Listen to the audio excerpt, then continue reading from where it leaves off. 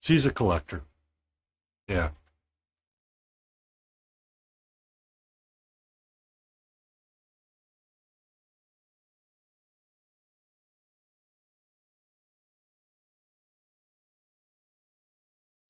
But yeah, so she had like 5 people on this, well, including her. It's just too much. It's like everybody talks over everybody. All the volumes are totally different. That's like, What? It's fine. It's fine. it's Yeah, fine. she's starting to do that on Friday a little bit more. She's doing it right now again because she likes to paint with people because she doesn't want to paint in the vacuum. I'm doing okay. So, how are you paying attention? Doing great. And the Lion Creative is here. You do have your Yay. shared chat started, right? I'm not live yet. I will be live. Let I me thought you were see. live. No, Well, I know. I'm here now. Lion Creative is here. The Lion Creative, not a There we Lion go. Creative. I have to refresh my browser screen. How's it going, Lion? Yeah. Yep. Okay. Hey, totally. Totally paying attention. Yeah, I'm good. Yeah, it is live, but my screen's not out of the starting screen yet. Ah. I got another minute. It kind of warms up, and then I unmute it. And I've got it all automated, so it just kind of cycles through its stuff and adjusts the volumes and turns my mic on. You got to get your me and me.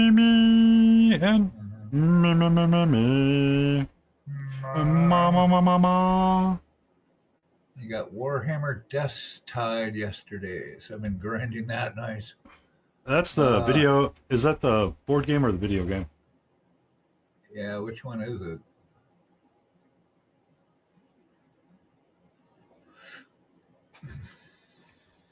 Ah, is that what Jace DeFace has been playing?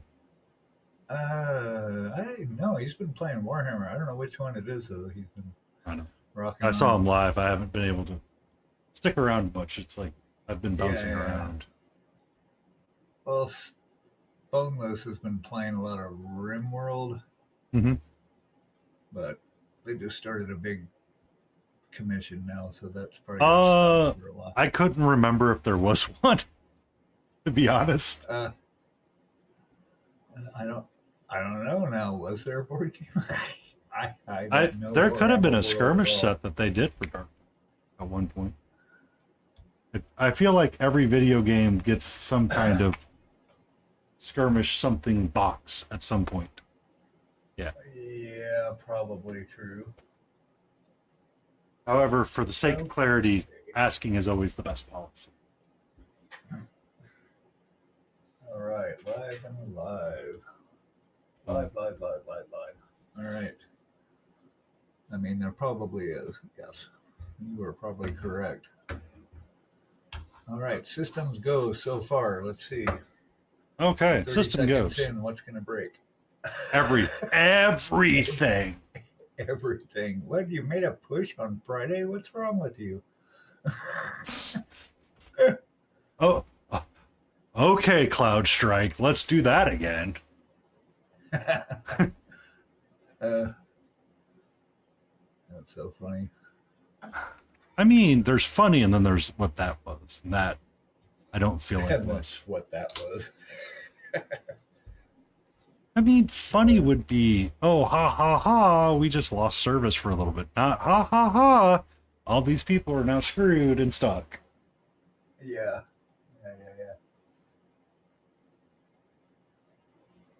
I still gotta get.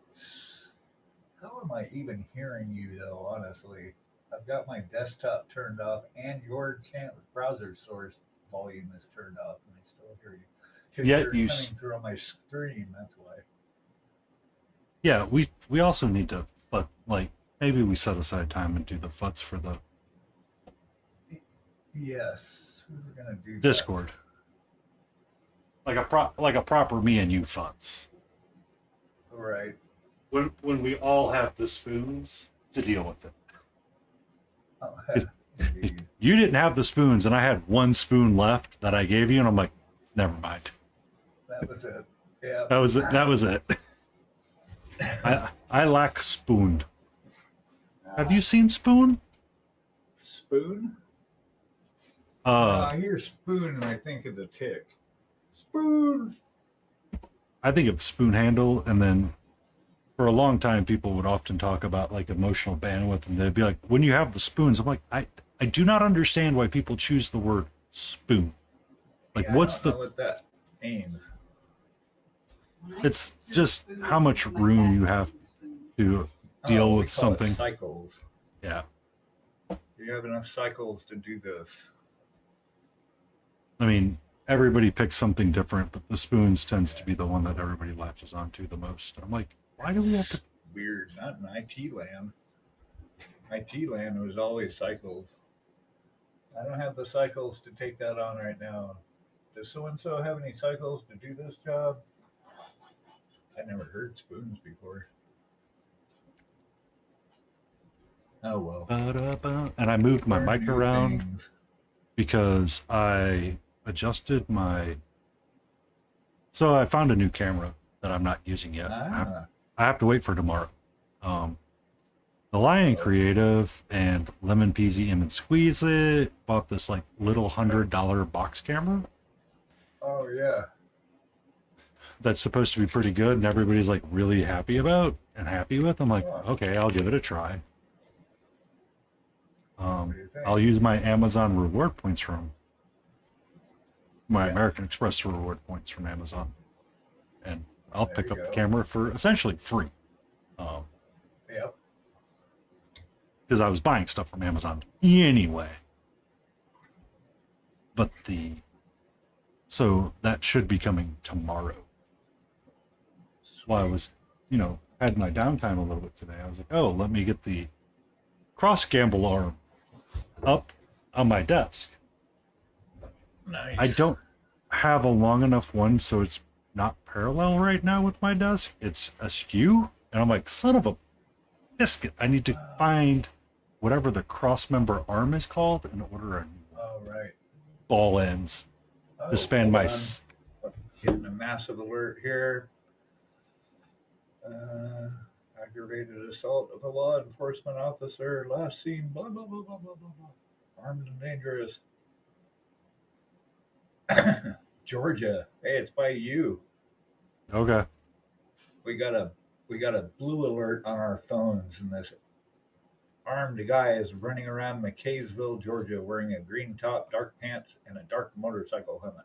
He's armed and dangerous. McKaysville, Georgia. Live by McKay, do you? McKaysville. I'm good. I'm good. That's North Georgia, kind of near the Tennessee line. Oh wow, that basically blew up. It's probably closer to you than it is to me. Interesting. I actually had a project for McKaysville. Oh wow, that was weird. What's that? There's people out there, yeah. That's why I don't go outside. Of course, we lost. That's what happened. We lost shared chat. No, it shows we got shared chat. We lost audio on the stream, though. What? How did you lose audio on stream? Check. Well, that's like the one thing that we had working. Not hear you. What? 1, 2, 3, 4. 1, 2, 3, 4. Came on our phones and hence our earpods, and it just wiped out. On my side, yes, Lion. You're going to hear him just fine. On his side, apparently the AirPods said, how strange. "La fuck you." It's always something. Everything was working, and then that had to happen. So that's the question: is what was causing it? Was it the? Yeah, it was all fine. Audio for Streamlabs. Yep. Do you need to disable your Bluetooth connection to your phone for a little bit? Nah, typically that means I have to leave and come back. And I don't want to do that.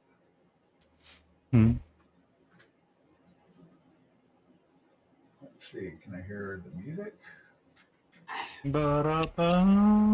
I can hear Karen and him just fine. No. So the problem is took connection over from OBS. So the question, like, It's audio. When that alert came in, it took over everything.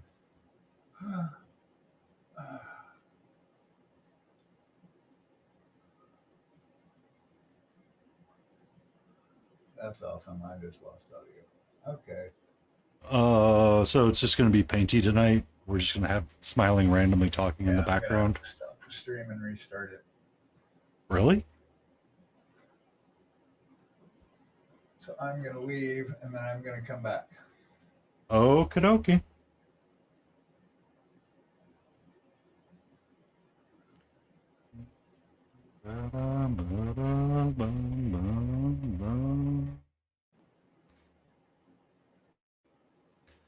While we wait for him to come back. I'm back. Hold on. Oh, you're back? Yeah, I just had to stop OBS and restart it. It was weird. It's like it was an actual one of those Amber alerts, Uh-huh. and it hits the phone, but then the phone grabbed the AirPods basically, took control over everything. So I lost audio from the stream. But So do you need to disable the Bluetooth on your phone? Is that what screwed us got us last time? That was so weird. I don't even know. It's I don't never even know. happened before. It just kind of. I know. I don't even know.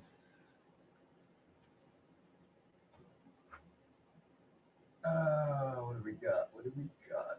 Let's see. I need to pull up your guys' browser windows so I can see what y'all are working on here. What's going on? Music. Turn music down. How about that? Okay, man, let's fire you guys up. Was working on Etsy yesterday, getting products up on or a couple of the models up on the site, and up on Etsy. So that was good. That's good. Okay. Cool. Thank you for the reminder, Lion. There we go. There we go. I am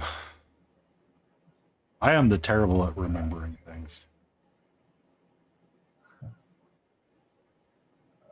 That's cool. Yeah, I see it. Nice. But Wings are looking good.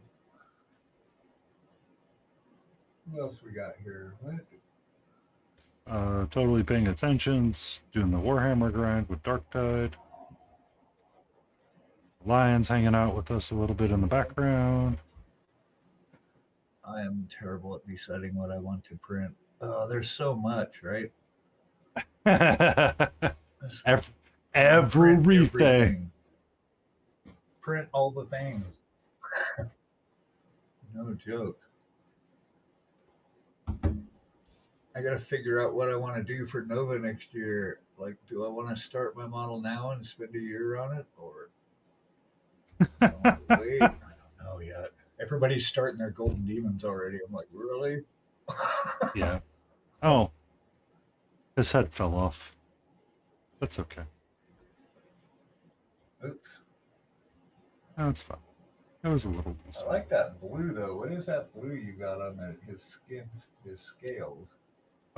So when I was at ReaperCon, I picked up. That's cool. Because I got the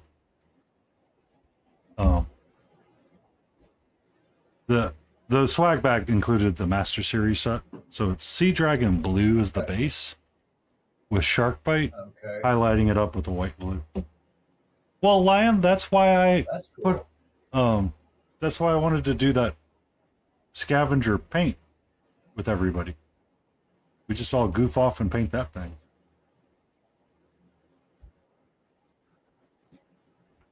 Well, I still got the little. Let me show you what I got from June Gold. She gave me one of the mystery picks out of the resin box that she had. Mm-hmm. I got this. I picked out this little guy.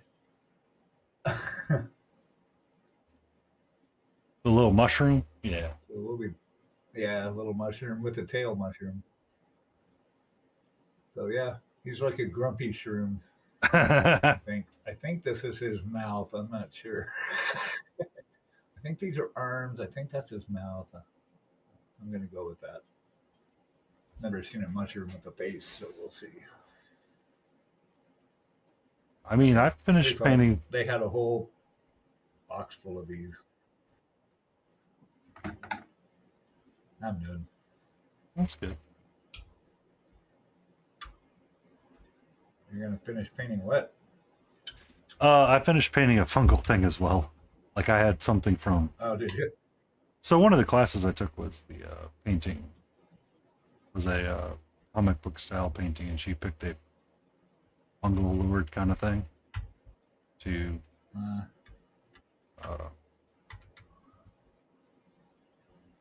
Because it had hard lines that you could run the black lines in really quick.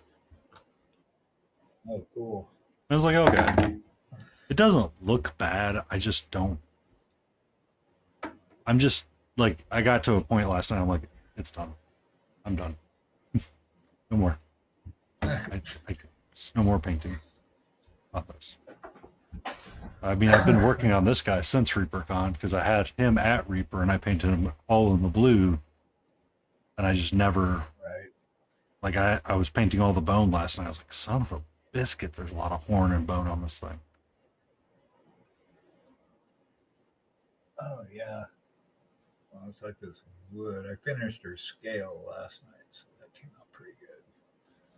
Her scale, her shield. What did I call that? A scale? My brain's gone. But yeah, lots of wood. And there's more. I got to start on her color piece up here, and then get her legs, and then get the staff. So I got more to do. It's not going to paint itself, so I guess I'll get some paint on here. Yeah. And I was like, let me finish this wyvern, and then I'll probably start my fall archer, and I need to find a fall reference pick for it. There you go. And see how I want to do it, because I've got a bunch of ideas floating around for like her long flowy robes that she has that supports her. It's like, do I freehand?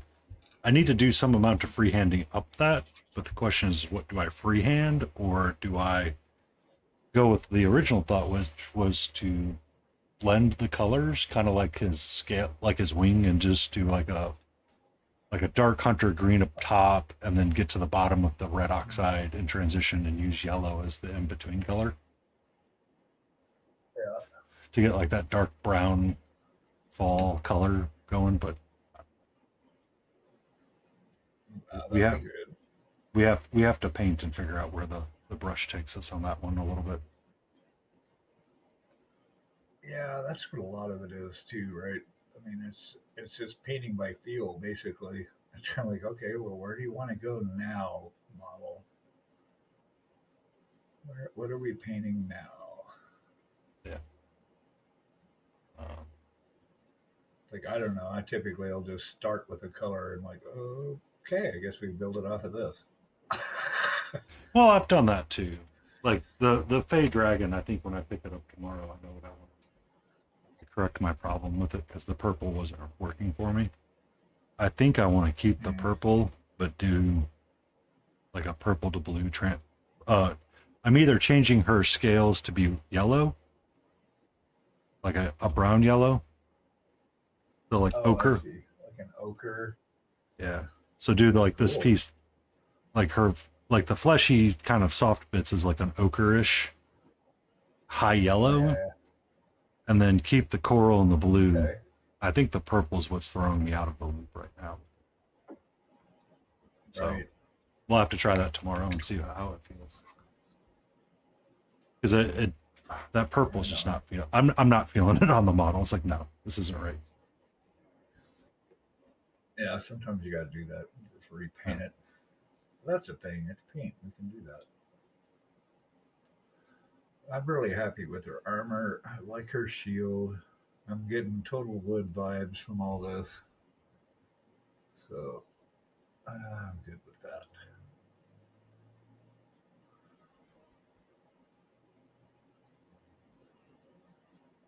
Mm-hmm.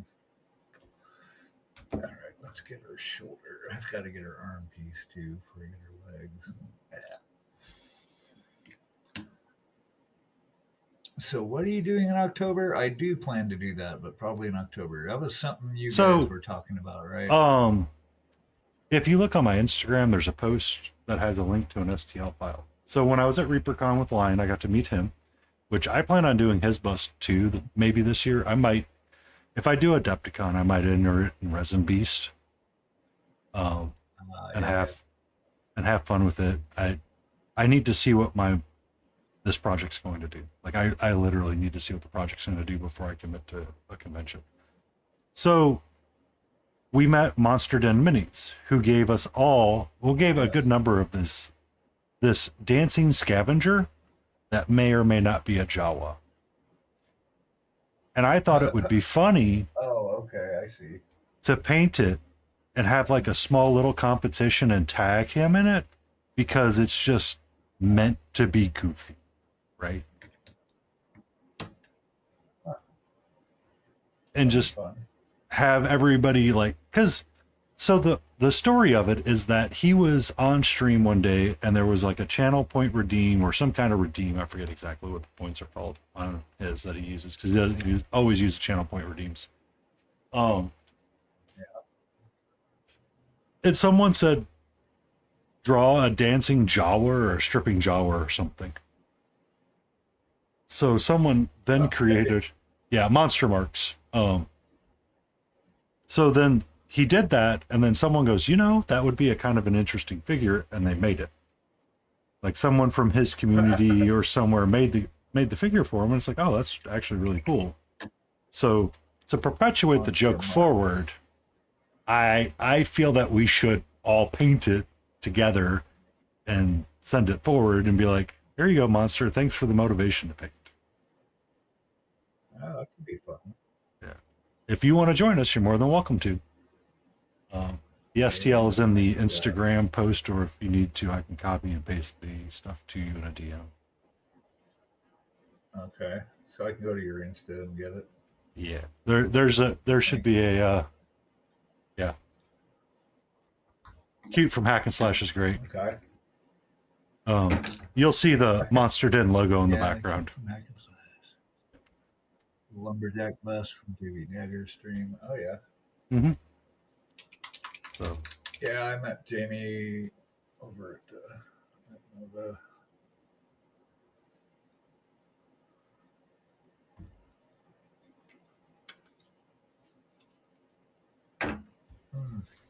I just want to go to phone autocorrect.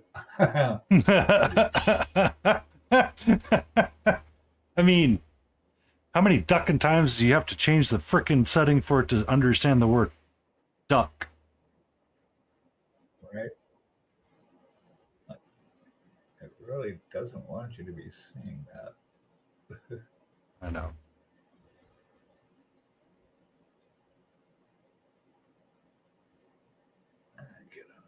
But I also wish it would correct. Let me find the library so I can correct the word AMD and take it out. Because it tries to do and as AMD. I'm like, God damn it. What? That's annoying. Somehow I accidentally saved AMD as and. Oh, I see. And it does not correct. Because I think at the time I was doing something with an AMD processor or an AMD motherboard. I got tired of it, so I just put it in the library. I'm like, damn it, how do I take that out now? I have thwarted myself. Mm-hmm.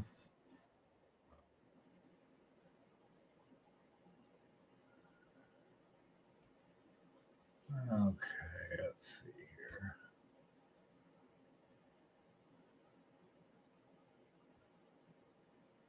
Mm-hmm.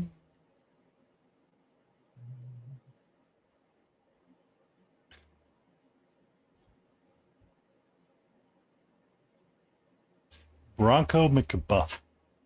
That sounds beefy and dreamy.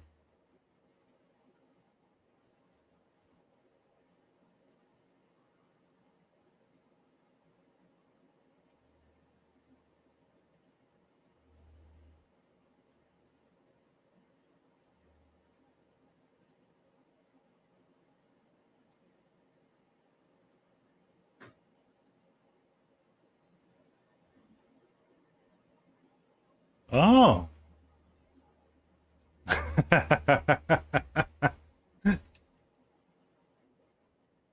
I think all phones hate My everybody. phone hates me today. Look at Bronco McBuff on my mini factory for another hack and slash mini. His beard looks like it's doing a flex. Good times.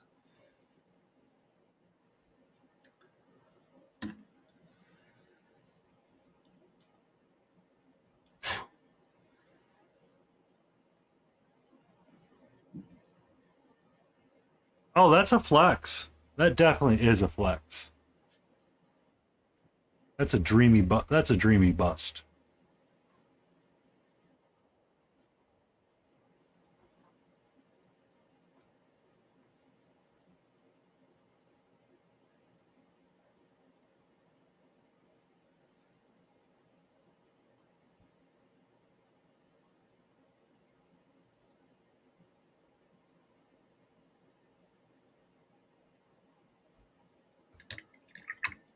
The flex is part of the picture. Let me see. Mm-hmm. Bronco McBuff on my mini factory. Okay, let me go look. I have to. Oh my.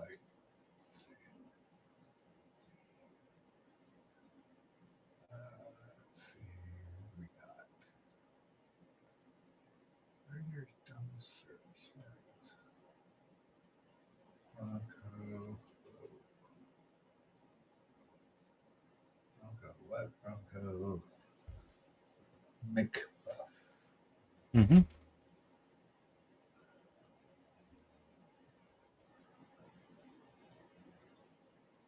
Uh-huh.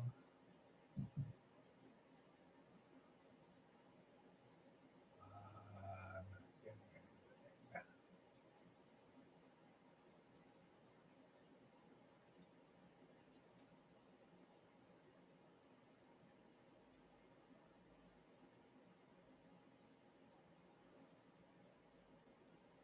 I don't know. There's some other really weird models on here, though.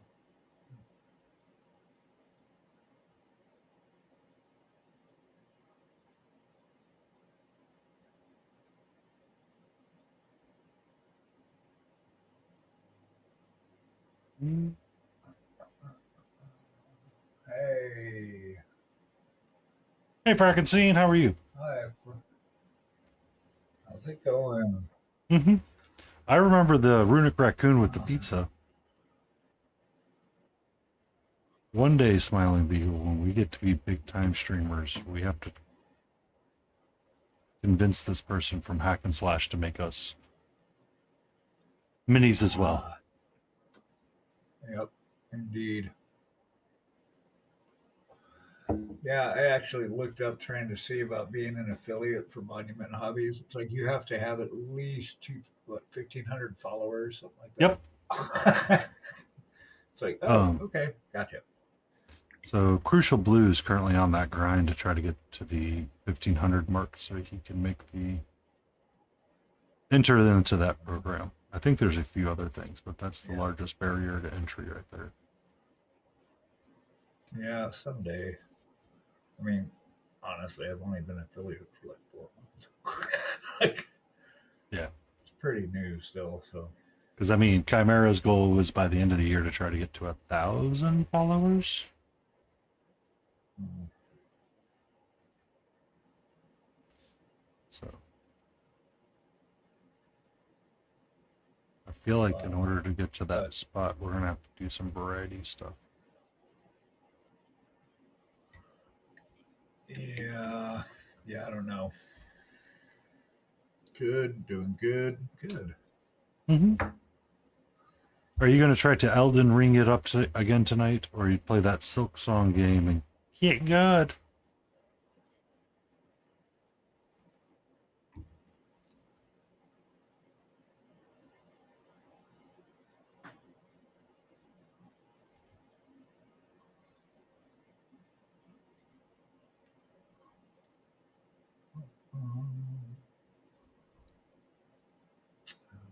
Okay, where are we at here?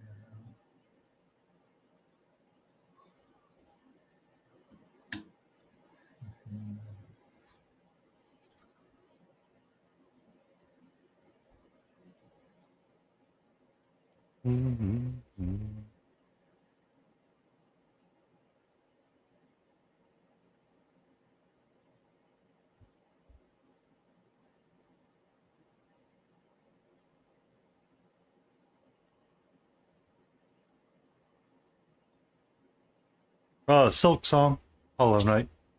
So there was a 2D scroller that came out, or Metrovania 2D scroller, platforming type game. That is challenging as challenging as Elden Ring, but it's like $20 for the record. It is insanely cheap. But everybody lost their mind over it because it is a beautifully hand-drawn game kind of deal.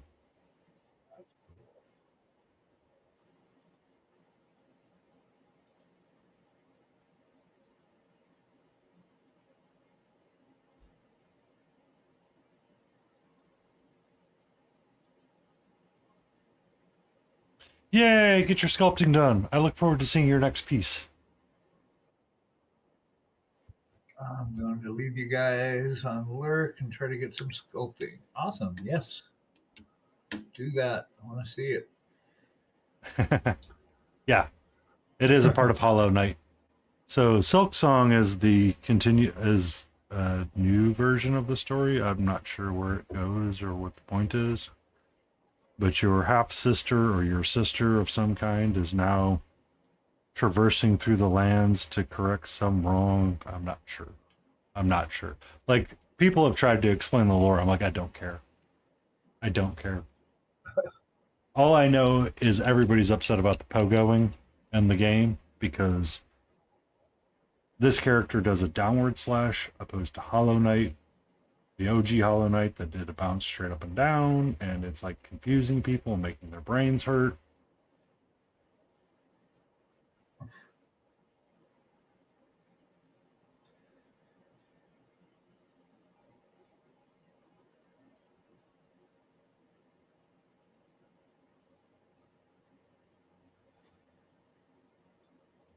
I was watching Day 9 start to stream it, and while I was having dinner, or he was starting to play it, and I was watching the VOD on YouTube. And it was interesting watching it start, because it's really pretty. Yeah, that Claire's obscure's really beautiful. Yeah. From what I've seen of it. It's a different kind of beauty. So they had done this one.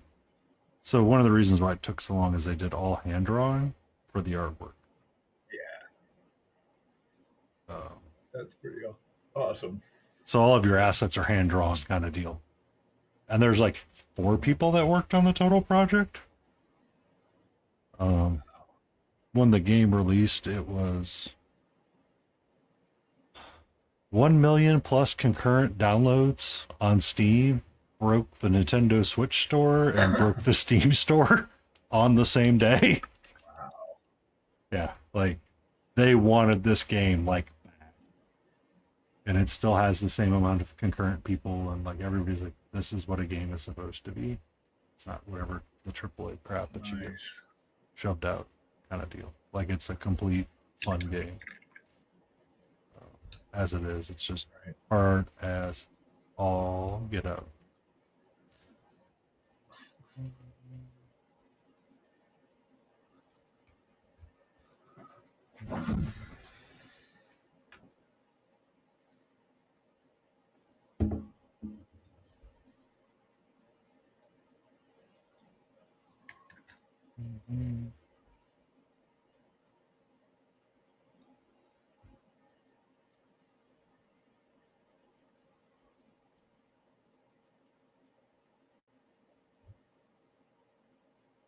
Yeah. And then Borderlands 4, apparently it's not a bad game either.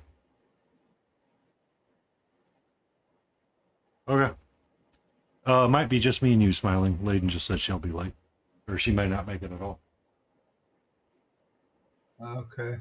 You could tell when Borderlands 4 came out, I was playing There's 2 with a friend, and that's what the whole thing describes. Awesome. I haven't heard much about Borderlands 4. Is it like I've seen some people streaming it, but I haven't actively looked to see how it is. Yeah, I haven't played it either.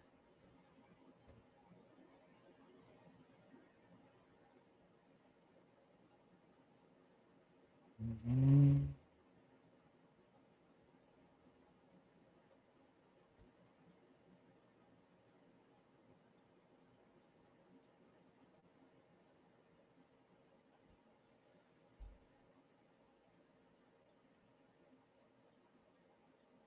See, a lot of people like 2 more than they like 3, but I can understand that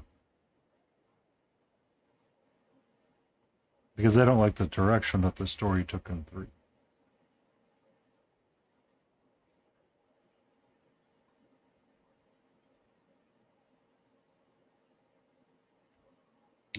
I'm just holding off on BO4 until I hear a little more about it. Big fan of this series, but last two let me down. I wish I had more time to game. Uh, it's hard.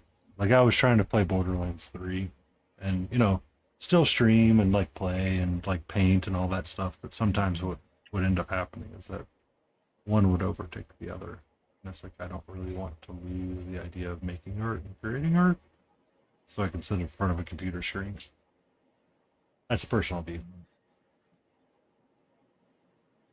Um,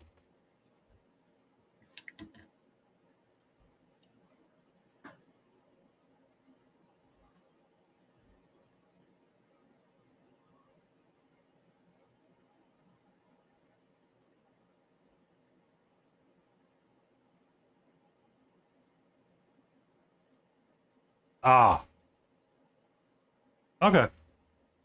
The prequel, I mean, I can see that about the prequel. It wasn't super. Sometimes there's cash grabs.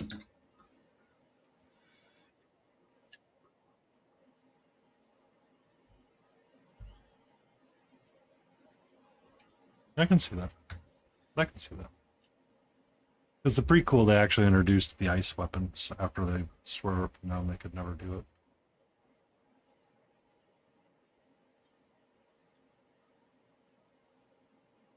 Mm-hmm.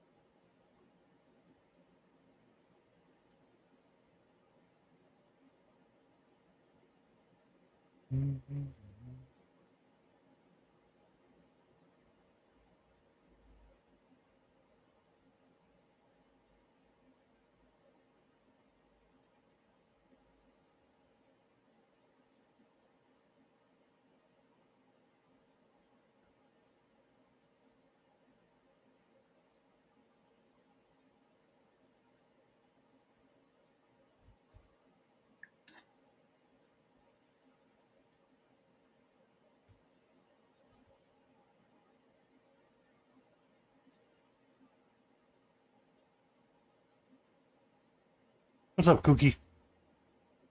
We are non-discording right now.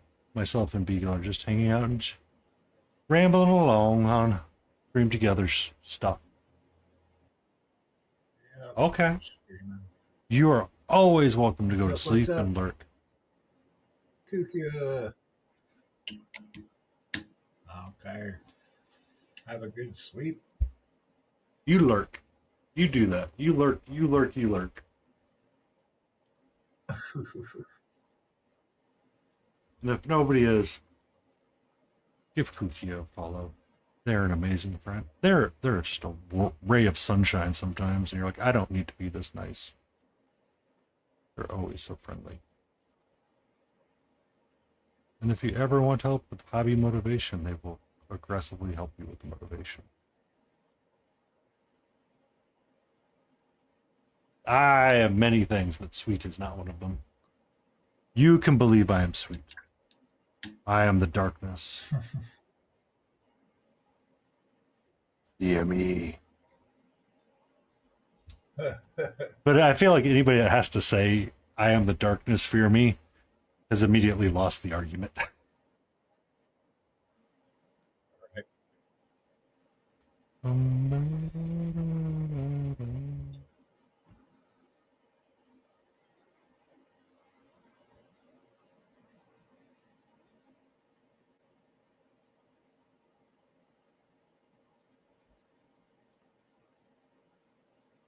Like a tiny vampire bat being brushed. Yes, that meme where you get the little black void kitties that are like, I am the darkness, fear me, but also give me cuddles. Meow. Meow. Meow. Meow, meow, meow, meow, meow, meow, meow, meow, meow.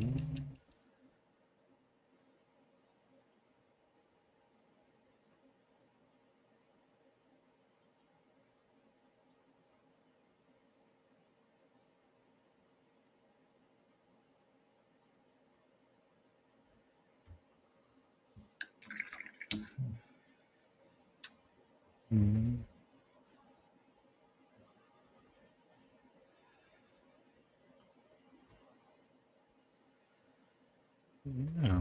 So, is Karen's work finally slowing down a little bit for her? Oh no.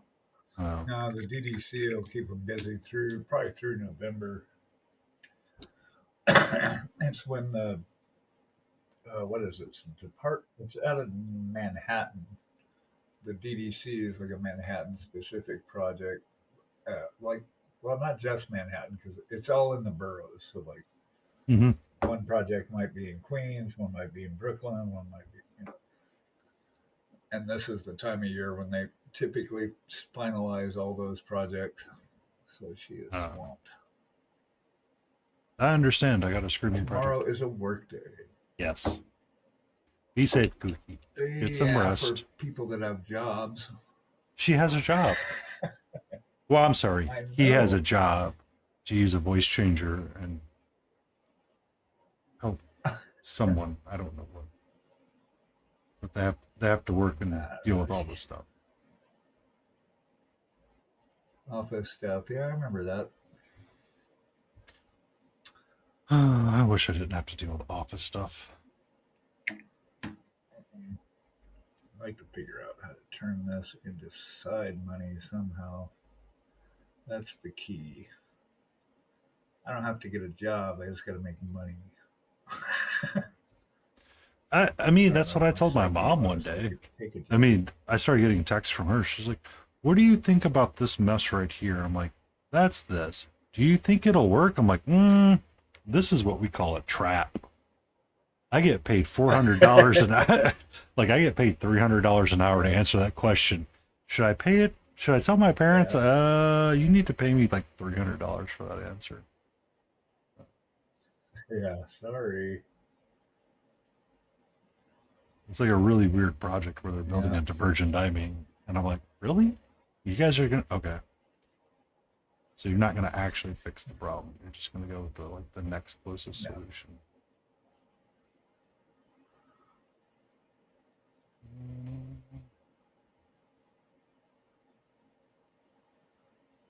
Yeah. I do miss making IT money, though. I'll tell you what. I mean, IT money is good money. Yeah. Yeah, I never made more in my life. But it's all good.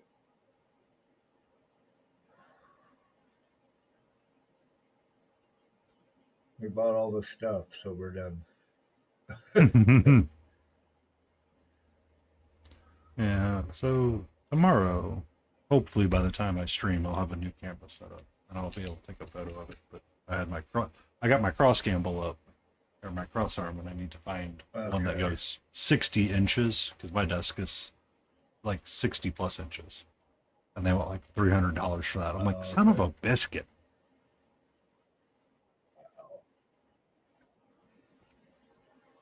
And I moved my microphone around so I can potentially have it peek between the two lights. I get it set up correctly, so that'd be good. We'll see. We'll see what time the Amazon gods decide to bless me with their presence. Yeah, I've got another.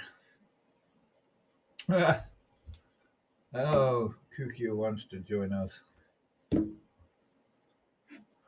I thought you were going to bed. You're supposed to be going to bed. Yeah, not streaming. What are you doing? Tomorrow's a work day. Let me join your stream. I was trying to raid you. To raid. Oh. Well, I'll accept it anyway. We love you, our scuff queen. Ta-da. Ta-da. Ah. Ah. Ah. Ah. You're here. You're here. Ah. Ah. Hello. Good morning. Good day. Yeah.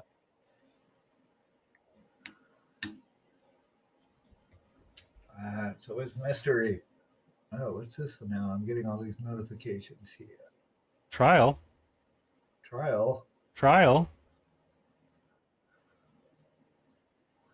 You okay there, sweetie? Plate smasher. Huh?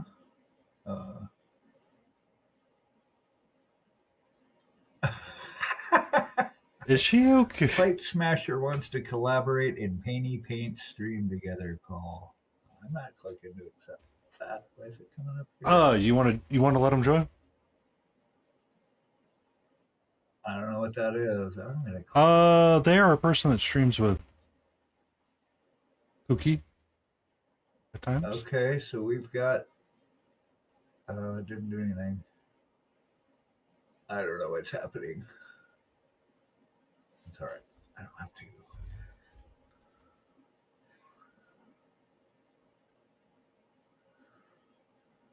I don't know what she's going on right now because she is stuck in a trial loop, and I think that's a text-to-speech. Yeah, I think that's something stuck. Yeah. She's stuck somewhere.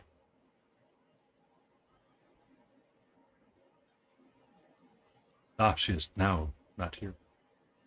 We're good. Okay. That was weirdish.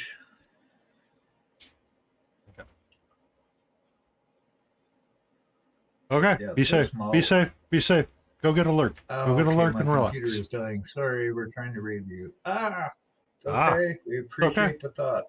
We appreciate the thought. You take care of yourself, sweetie. We shall have a laugh about this at a later date. Right. I mean, the number of times that we all screw up something or we think that we have it squared away and then we get humbled by something. It's okay. You're welcome to stay. Oh yeah, stay. You bet. Hang out. We're a barrel full of monkeys over here. Literally, I could be a barrel full. So Layden has that D&D game she wants to set up, and it looks like we're going to try to rotate every other 2 weeks in October. Okay. So I need to come up with a character for it, and I was pondering if I wanted to stick with my. She has something for the Fey Realm, Kookie. I'm not quite sure all the details of it. I just know that I get to pick whatever I want to play. Oh, that's cool. I want to be a wizard. Sometimes, if I want to play like wizards or sorcerers, I try to pull from like Gulliver's Travel and be like the oddball apprentice that destroyed the book that has to like go recreate it through his adventures and misadventures. So sometimes that's fun to play that kind of person. We'll play like a druid that's like, I don't know, I just decided to come this way today. We'll see what happens. Just be like that wandering fool, or not the wandering fool, but just like the wandering guy that's like always quiet that everybody thinks has the answers and well put together and has nothing figured out. Nice. Uh, Hey, Leo, how's it going? hey, Leo. Yeah. I mean, that's originally where some of the fairy tales came from, or the idea of the fairy tales was the Feywilds. Um, Yeah. I know when I was DMing, I remember it was right around the time Lyndon Hardy was really big, and he had a book called The Master of the Five Magics. And mhm. he had basically set up a practical magic system. So that's like the system I ended up using because it made so much sense. And it was like the five magics were like thaumaturgy, contagion. I Mhm. can't even remember them all now, but they were all like practical applications of stuff. So it wasn't like, these mystic wizards running around doing. One was like involve fire, but they took like tons of training. They were really practical. Like thaumaturgy was if you were an apprentice, for example, and you're at a castle wall and you're being sieged, the thaumaturgists would do stuff like if you had a piece of a wicker, like they had balloons, right, with wicker baskets. So for Mhm. reconnaissance, for example, you could take like a piece of something and affect it, and it would affect the whole. So if Yeah. you had a piece of the wicker basket, you could say spell it, cast a spell to be able to move the basket, to move your piece of wicker in proportion with your hand, which would move the balloon. Does that make sense? Like if I had a piece of an arrow, I could light that piece on fire, which would then light the arrow on fire, for Yeah. example. I mean, So they that's would use them for stuff like that. so. So it was like really practical stuff. And then you'd go into another one, like the magicians had their own school somewhere else. So anyway, our protagonist basically goes through and masters all five of these things. But the system that Lyndon set up was it made so much more sense than the T&D system. I went, yeah, we're gonna do it like this. So that was really fun. He ended up writing two more books in that series too. He had the Master of the Five Magics, and then uh, Secret of the Sixth Magic, and something of the Seventh Magic. But they were all practical things. It wasn't like just casting a spell. You actually had to do stuff Yeah, so a lot of to what they do it. started to change the wizard class specifically. Um, it is a sad form of shell of itself, but the idea of like the reagents and being able to use and having to do things along those ways were still important for it. Yeah, I mean, I was playing second edition for years. We didn't have fifth edition by I the know. time I stopped, but It's it, all kind it, of like some people talk about like, well, it's all in your players and how your players like engage in the game kind of deal. And one part of it's like the DMs needing to be able to modify and change like the energy and redirect it around, but at the same right. time being able to give your players the flexibility to um, be creative and do creative things, Yes. right? So everybody expects a Matt Mercer at the D&D table. Well, if you expect me to be Matt Mercer, then you better be Laura Bailey. You better be the Sam Regal. You better All be right. a um, it. It's all of the team effort. Like it's not just a individual controlling a seat. Right. But it's like DMs are all so different though how they run their campaigns because Like one thing I always had an issue with, which I get why they shortcutted it, but you're plundering stuff and you're just willy nilly gathering up pounds and pounds worth of shit and chests full of stuff and tons of items, and like nobody ever took into account food or how much gold or platinum or whatever you're actually carrying. So you know, when I come back from nobody ever break, I have takes that into account. Here's I- 1,000 gold pieces. You know how much that weighs? I have a slight story on that when I get back from chat. When we get back from ads. I just want to hit things with my sword. Give me goblins and I'm happy. That's right. Fireballs Exactly. all day. Boom. But when you know that's the kind of player that you want to have, you know how to build your encounters, and everybody gets to have fun. But like finding like that mixture of like the player where the players get to enjoy and not enjoy, that's the important parts of it. D&D is such a team effort. Yeah, for real. No, it is. I mean, if it's not any fun. I mean, I tried to run a campaign one time I think that's what got me out of it, honestly. My boys were really young, but I had these two older friends that, like they were probably 15, 20 years older than I am, and I had met them years ago, but playing music. Yeah, but they just lived in playing video games. She was a mail carrier, but he stayed home and just played video games. That's all they did was play this. I don't even remember the games they were playing, but they'd get totally into it. Anyway, so we started this D&D campaign with this other guy, Wade. So there was like three of them and me DMing him. You couldn't even leave a room. It would take so long because the one guy's a thief and he's got to look at every single fucking brick in the room. I'm like, no, dude, I'll let you know if there's something there, really. I mean, no, I'm going to go look at the fireplace. I'm going to pull on everything, blah, blah, blah. And then you got the other guy who's mapping out every step they take. So he's got graph paper and he's like mapping out the rooms, putting everything. Every time I describe something, he's graphing it out. I'm like, we're not going to get anywhere, people. Yeah. And it was a couple months of that, and I think that was the end of it for me. I just was like, okay. There's so I've got like 10 seconds left on my ads. My wizard thinks fireball is gauche, and he also thinks he knows everything. That's good, yeah. Well, wizards would kind of be like that. They're very eccentric folks, I think. They're eccentric folks, and they're fun. But so to the point of like making sure that you could carry something is we were running Waterdeep, which that is the precursor to Dungeon of the Mad Mage. Yes. So the Dungeon of the Mad Mage kind of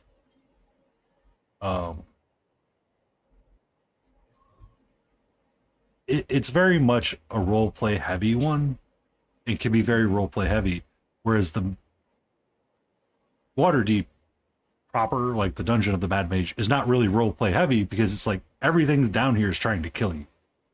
So right. Leo would thrive in that, but hate the heist of Waterdeep when you're trying to find what's going on. At one point I go, you guys do have to figure out how you're going to carry all of this stuff. And at one point they realized they were being followed. So they're like, well, we're going to hide in the hole. I'm like, have you guys never done OSHA training? Because you can't, like, their idea was to have one person be cloaked, go to the place they were supposed to go, and everybody lives in this hole and holds their breath for 10 minutes. They'll pop it open for a handful of, like, 1 minute to get refreshed. I'm like, that's not how it works. Have you not done OSHA training? If you do your 40-hour OSHA training, everybody will tell you, you have to pop the lid of the manhole and let it breathe for a few minutes. You got to let them tenants get out of there. Yeah. Like, no, we're not allowed. I'm not allowing that. What? Yeah. But at one point, they're like trying to hold the dragon turtle from going down because the subs decided it wanted to go down. They're like, oh God, we have to get off of this. And they're like trying to run and keep up with this stuff. It's like, yeah, it got stolen. You guys got to find it. They're like, oh my God, this is so much work. But what else you got to do? Yeah. So much work. But at one point, so like, it's like you get all those funny stories and you get to like build that stuff, and it's like this is what D&D is really supposed to be about, is like you get that funny memory to have with a friend or that group when you're all like getting ready to tell that story and you're like, oh yeah, you remember the time you cast darkness on everybody because you thought it would just be on the thing. Yeah. And that's what it is. So like the wizard that thinks he might break the world if he casts fireball is funny, but it's like, dude, we need you to bring the artillery. Yeah. Take a chance. That's why we hired you. Yeah. Yeah, magic missiles all day. Yeah, we had a DM for all through high school. This guy, well, I could dox him now actually because he doesn't use Todd Johnson doesn't use that name anymore. He's a graphic novelist actually now. He's a Oh really?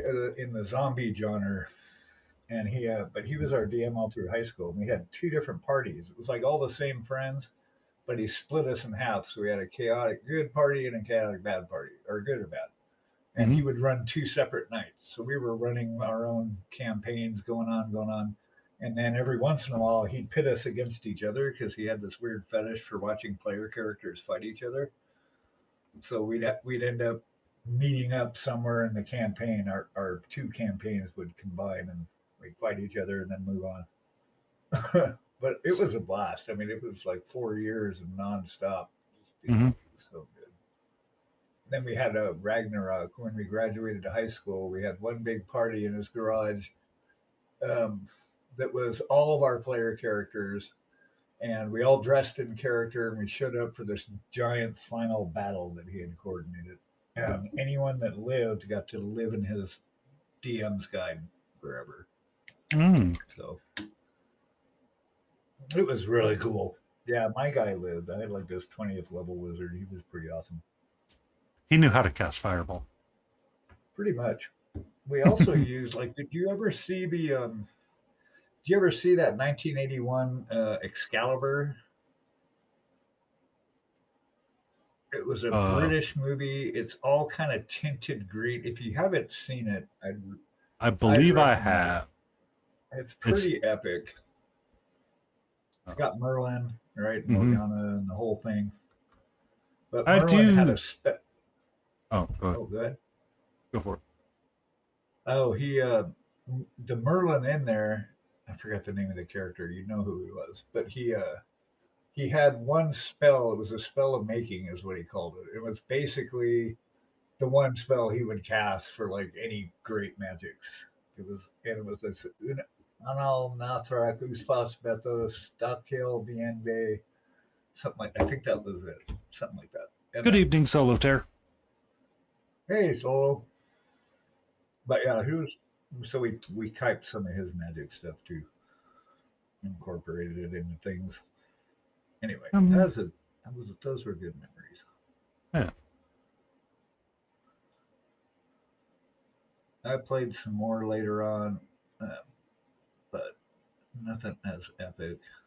I mean, it's hard to get that epic. This almost all day. Ooh, congratulations. What do you got? About to go back. Been asleep almost 24 hours. Wow. Are you sick?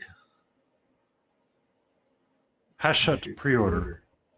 I don't know. Explain? What that is. Do explain.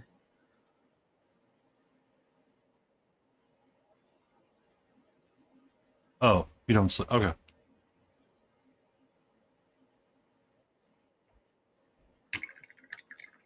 Cast Wars. Ah. Bonana. Chicken. Bonana. There it is. Oh no. Bonana. Oh no. Lizard. I still need to get that working on my channel. Lizard. There's so many. Well, I tried to get just the audio and have like a channel point redeem for Lizard. But the Lizard would be like, it was like, oh, I can't, you can't upload this because it's copyrighted audio. I'm like, but I don't understand. Yeah, I took a clip out of the Happy Happy Joy Joy song from Ren and Stimpy. I think I've got that as a redeem. Mhm. Oh, you got next week off at work. Sweet. Yay!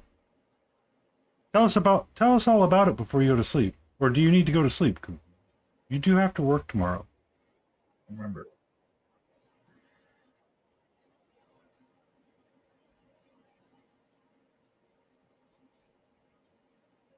Every so often, Kukia will run a DM's game. She was doing a chat plays D&D every so often.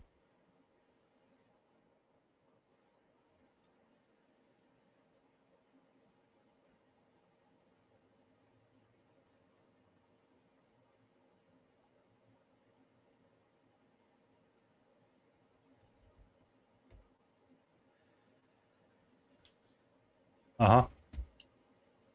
No work, so you can finish your Votan. Yay!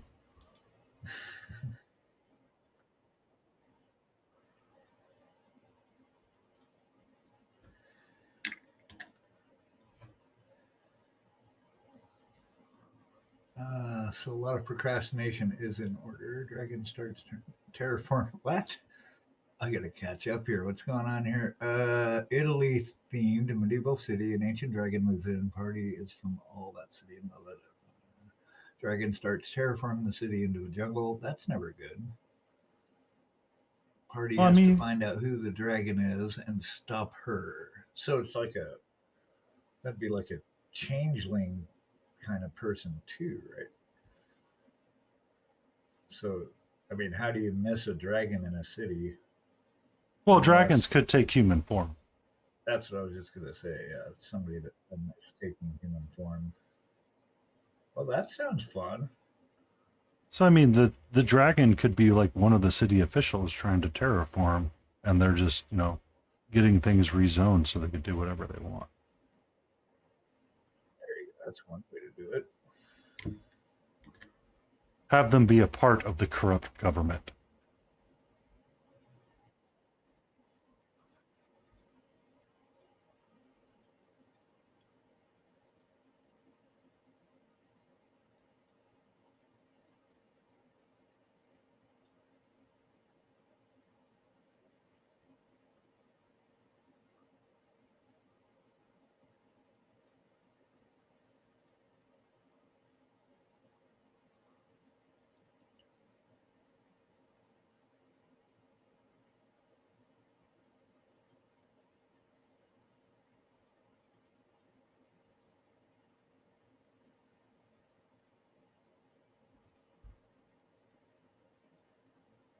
Where legends live. Um, hmm, Come on. I see. That's interesting, Cookie. You might deem yourself unwatched, and the dragon has been the cat in the corner all along. D&D 3.5 Pathfinder have thoughts for, but struggling to get it on paper. Yeah, I mean, that's always the hardest part, Solo, is getting it on and paper. scary stuff. um, to figure out how you want to exploit it out. Ah, that's a commitment though to sit there and actually to really, put a campaign together. It is a So commitment for sure. that was one of the interesting things that I found when I was reading what other people did. Is that so for like your campaign, and this came up for the critical role, the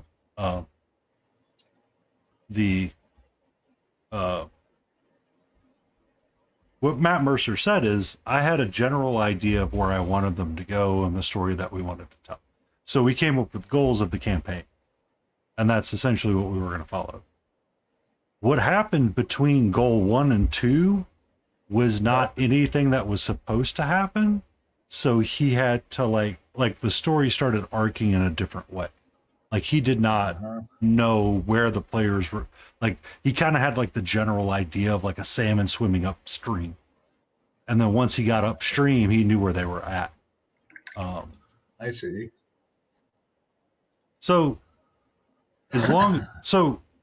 like if you read the DM books for some things, Solo, or the adventure modules,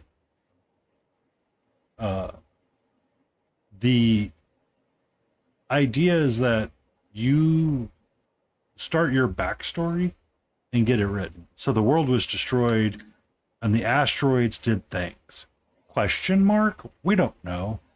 And it gives, like, depending on when you want to set your campaign after that event, if it's immediately following, you have a choice to create and let the DM and the players build stuff up as they go. And then you can give like the DM guide notes saying, hey, essentially these are the things that you can do. And each charge you can roll a d20 for a wild magic table. Like there's magic in there, or the asteroid, because of the high magic that came from everything, essentially destroyed innate magical abilities. So you had to either channel through these meteor shards and use it as a reagent at all times that had a use case on it.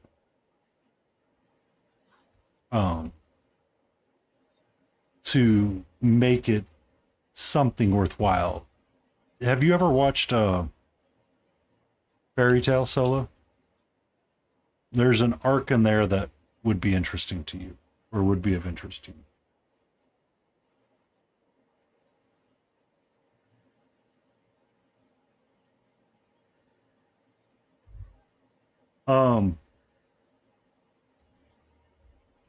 If you look up the Magic Coliseum arc, there's one where they have, yeah, yep, I've watched it. Don't ask. It's complicated. There's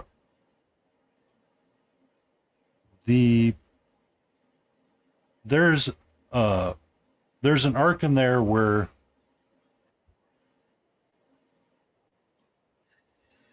but No I mean shame here. you don't have to run it the way that you want it to be run, because you get to enjoy the universe. Right. And you get to work with your DMs to see how they build it out and flush it out. Because I mean, that's what happened to Exandria, is that they created a cataclysmic event, and essentially Brennan Lee Mulligan got to like build parts of it out. Like the event had to happen no matter what. But how it happened is kind of like nebulous. So I mean, you get to enjoy it and you get to know like little bits and pieces, but you don't get to know all of the lore because your DM can, hide things.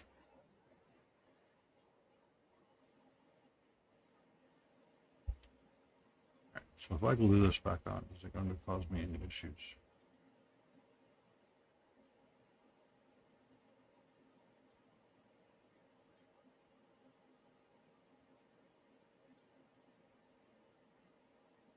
Answer is no. Yeah. A DM has to hide things. A DM has to keep a secret. They are not always supposed to be trustworthy. Well, and if you're a player in the world, you don't know stuff until you need to know it. I think. Mm-hmm.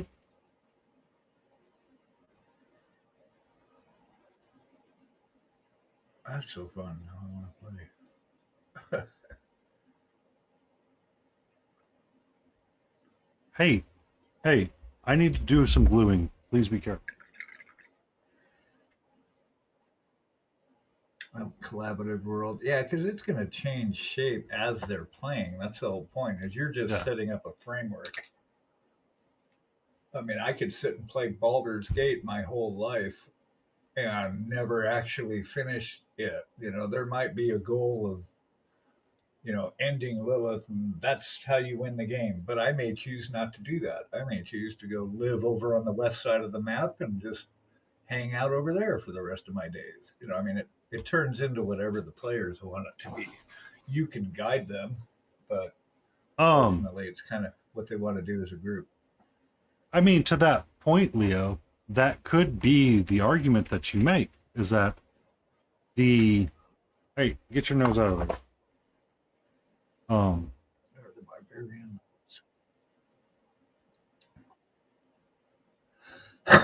Yeah, I like the ancient magics and artifacts which are lost technology. Yeah, that's a really cool premise too. I mean, And it's Thundar was a shaped like really interesting cartoon to begin with. If you look up like the history of that show, yeah. There's another book,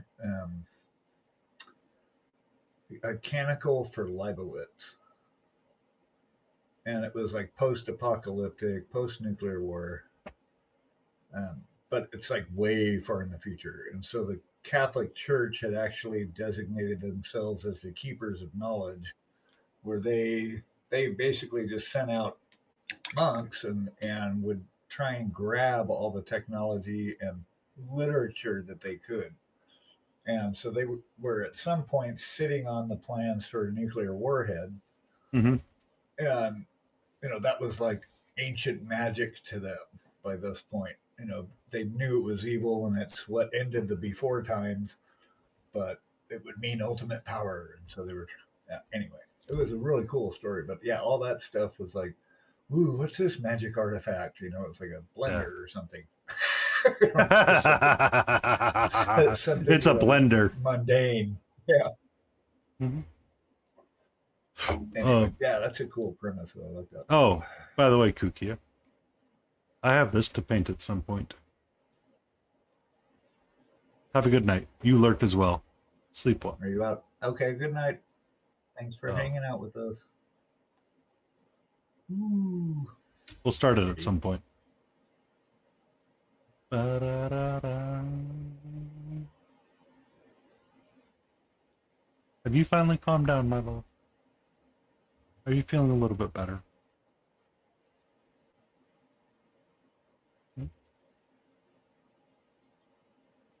You'll head in as well, Leo. But you just got here. What? Everybody's leaving. Jeez. Bye, guys. Bed So stuff, sleep. there was someone that was talking about the effects of a streamer acknowledging people saying goodnight or saying goodnight on stream to people as they were leaving. Is that once one person starts, they all kind of start, and you could lose a majority of your audience because everybody remembers, oh, I have to go do that thing. Oh, right. It was just like a really interesting concept. I was like, never considered that. I haven't either until you just said that. Good night. Yeah. Yeah, that's interesting. Well, it makes sense. Like,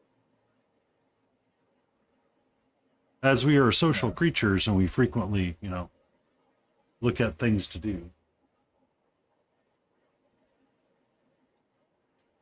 Yeah. Well, and nobody wants to be the first one to raise their hands anymore like they did when we were in grade school. Mm-hmm. So if somebody does it, it like gives them license to, oh, yeah, okay, me too. I'm going to take that. It's like crossing the street when a car is turning so you can have them like run cover for you so you don't get hit. Yeah. It's like, oh, now's my chance. I'm going to go too. Yeah, it depends on a lot of stuff, Frankenstein. It was just an interesting idea. Is that Yeah, it like is interesting. from like a social experiment side? If I said, "Oh, I have to go eat dinner," how many people go, "Oh yeah, dinner time is I'm soon"? hungry. Yeah, or feel That's the need almost body doubling, kind of. Yeah. A little bit. It's like I'm not going to go do this responsible adult thing unless somebody else on this stream that we're hanging out on also wants to go be responsible. Then it reminds me, oh, I have got to go do that thing. Mhm. Okay, maybe because they feel guilty in the moment. Oh, they're going to go be responsible. I guess I better too. Yeah. But I mean, that's kind of like when I end the stream, it's like I have to go be responsible tomorrow and go into the office. It's like stating that out loud. It's like I don't want to be an adult right now. Right. True, true. Are we done? Can I have my desk back? It also depends on stuff like time zones. Well, of course, yeah. Yeah. We're dealing with the general populace here, People do what they're gonna do. Don't do shout outside.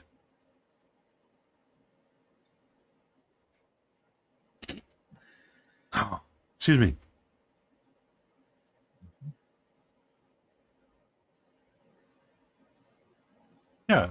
That's exactly what it is that if once one person starts, everybody could start.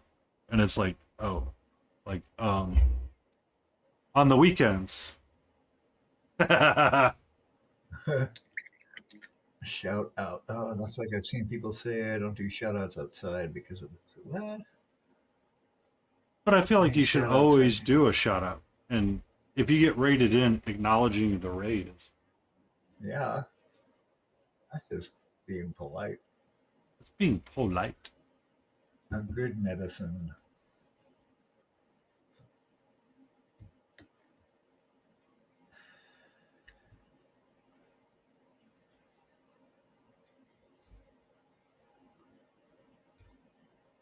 Now, this model truly is 50 Shades of Brown. I want to point out to you, I jokingly said we need to do a 50 Shades of Brown stream. You're like, blah, blah, blah, blah, blah. And what are you doing? What are you doing? I am What are you doing? painting 50 Shades of Brown for real. That's so Don't funny. I know. I even bought more browns when I was at Nova. Nova. Yeah. I bought 2 browns from. I think I've got all Monuments browns now. It's like brown gray, brown orange, brown green, brown black, black gray, black. That's funny. I've got all the browns. I've never needed another brown in my life. Until we come up with a burnt sienna brown that's, Oh, that's when I bought. I bought a dark umber, and I also picked up a ton of these flip caps, which are the shit. I've actually got another order that should be here to Monday to cover all the rest of my Pro Curl bottles. These are awesome. I wish they made them for everybody. So much less mess.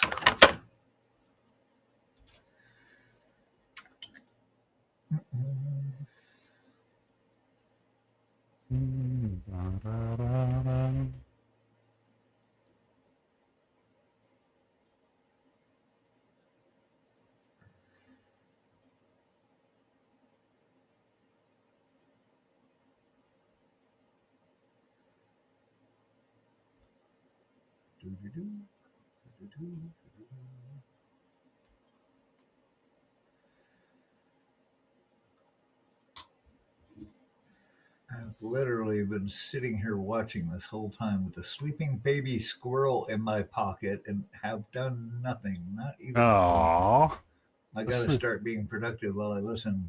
Well, yes. yeah, but you've got a baby squirrel. I mean, Yeah, how cool is that? that's what I want to know. It's like, wait, how did you get the baby squirrel in your pocket? Yeah, let's get back to the baby squirrel. Why? How?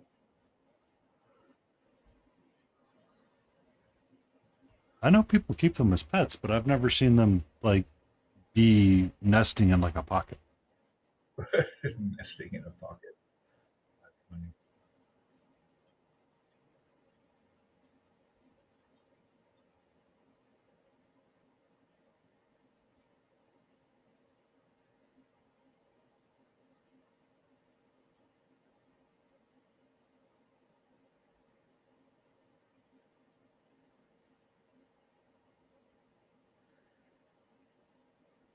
Oh,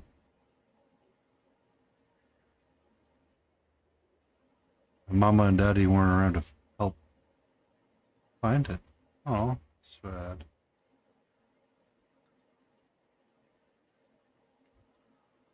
He fell out of a tree 2, 3 weeks ago. Literally, ah, so cute. Told my wife to leave him outside to die of exposure. Yeah, that's or it would be food. They never do. They never do. I tried to save a possum one time. I remember we were in 5th grade at our grade school. We were doing a landscaping project on a Saturday. We were taking a break, and me and some friends went about a block away from the school. We were just walking around in this little neighborhood, and we found a mom possum that was dead, but there were like 5 babies right there. So we got all the babies and then tried to divvy them out to see who would want to take them home and try and keep them alive. I don't think any of them made it though.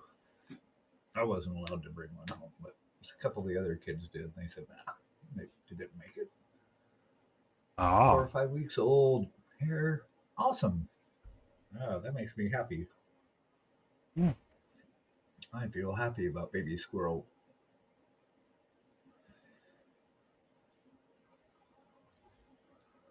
Nice. Hey, do not knock over my cup.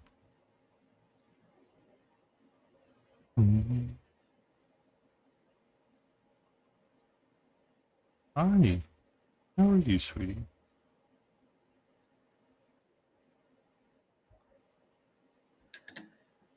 So now the question is, Fragenstein, is do you update your PNG tuber to include the squirrel in your pocket?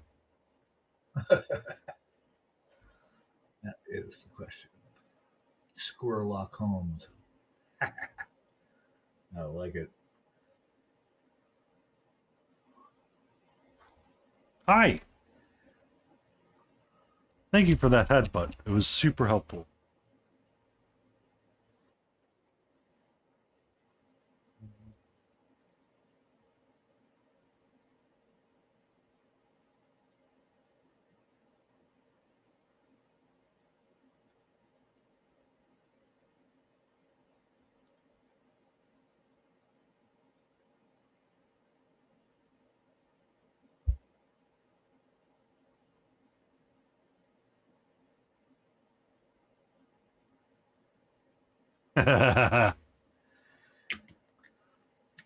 And I would kill die for him. And yes, I would like to add a squirrel with my PNG. Or have lab rats added to my hair and shoulders. And Oh, stuff. by the way, Fragenstein is also a streamer, and they're a PNG tuber. What is that? So you know how when I'm doing my stream, I have that little guy that's there, and like the paints lights up in red. Oh. So he has a model with his mouth closed. It's just kind of humming around, or like Habulous guys, her little model that you see, keeps its mouth closed and it's just kind of like bouncing around. The on screen. avatars. Yeah, the avatar. Ah. Zombie Sashimi. Yeah.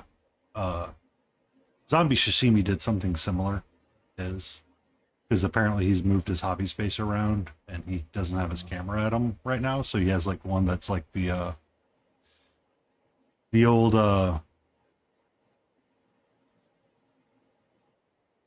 Mr. Bill, like the animation from like South Park where it takes like half the head and it just kind of like pops off and when he's talking. Yeah, I saw that.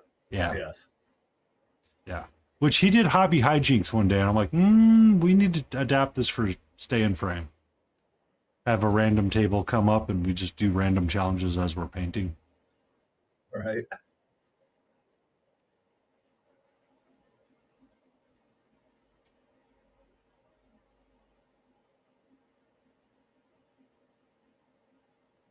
That'd be fun.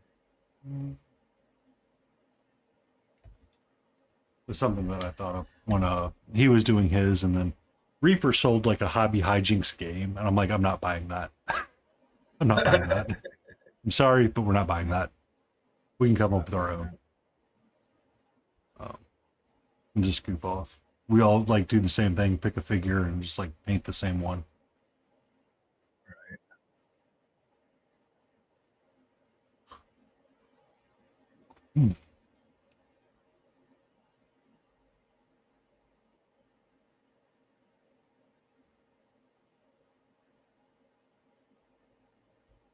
Can I help you?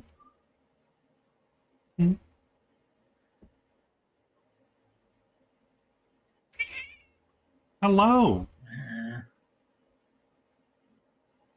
I'm letting her hang out until she gets kind of tired and move her off my desk.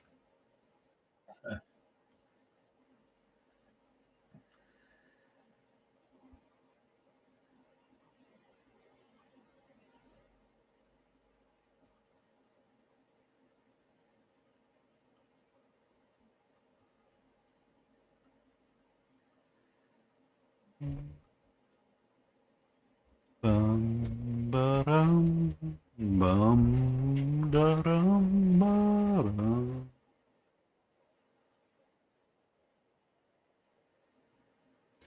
Laden Rosses.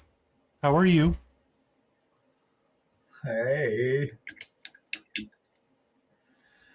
Was the Demon Slayer the weeb movie that you always thought it would be?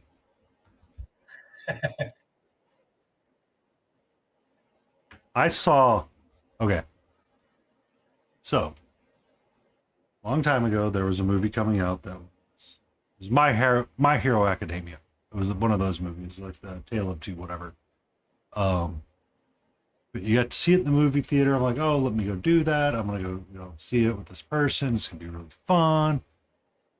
The only time I have ever been to this movie theater and it be absolutely packed.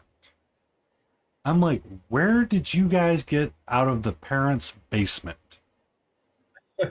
The entire time there's someone like behind me, eat this. And they're like constantly like quoting bits of it. I'm like, heard you the first time. Calm the fuck down. Please calm down. Um,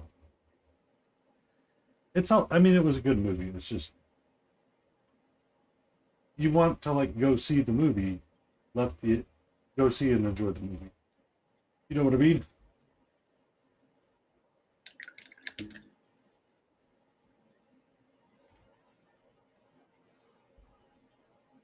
That's I remember back when we were like in the 70s, you could go to a theater complex and basically stay there all day Mm-hmm. and just go between theaters and watch like all the movies or stay and watch the same one like 4 times. Yeah. That's what we did when Star Wars came out. We'd go there in the weekends, and sit there and watch like 2 or 3 showings of it. Just sit there because they never cleaned the theaters out. They just let new people in, so you could just hang out all day Mm-hmm. and eat condiments because we didn't Hey. have any money. Go get some Mm-hmm. more ketchup packets.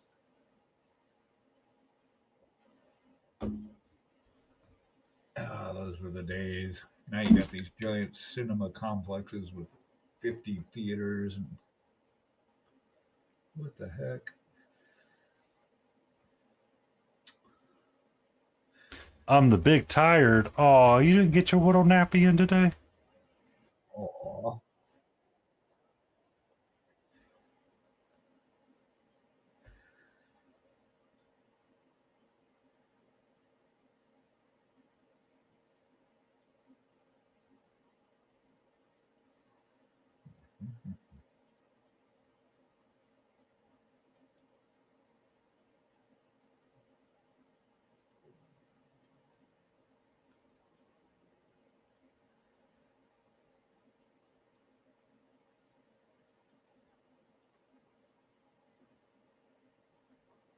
Ba, ba, ba, ba, ba, da, da.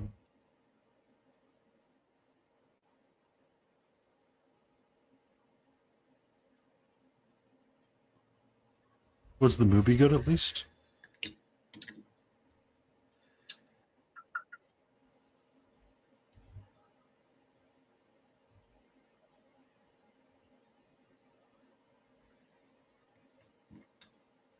hmm?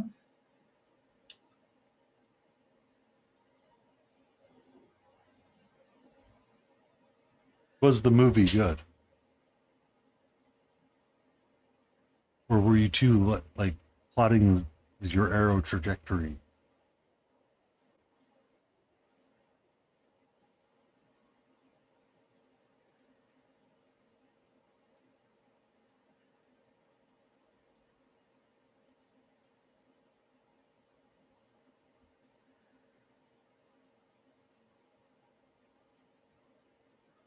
Oh, I okay. don't know how practical wood armor is.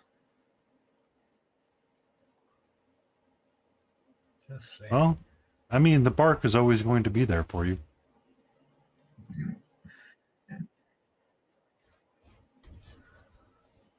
Oh, it's like Namana was saying the other day. It's like these elves don't know how to equip themselves. Like, I don't know. It's a pretty badass spear. Is she actually strong enough to throw that though, with accuracy? I mean, if it's solid wood, that's got to be pretty heavy, right? Would depend on the wood.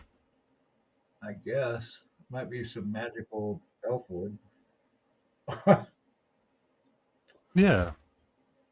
I'm thinking a fire might make her a little nervous more than a sword. I would be nervous around fire if I was wearing wood. Not just me. Oh yeah, we need to figure out. We talked to like. Oh crap! It's 5:30 already. Damn, time flies. Flies when you're having fun. That's true.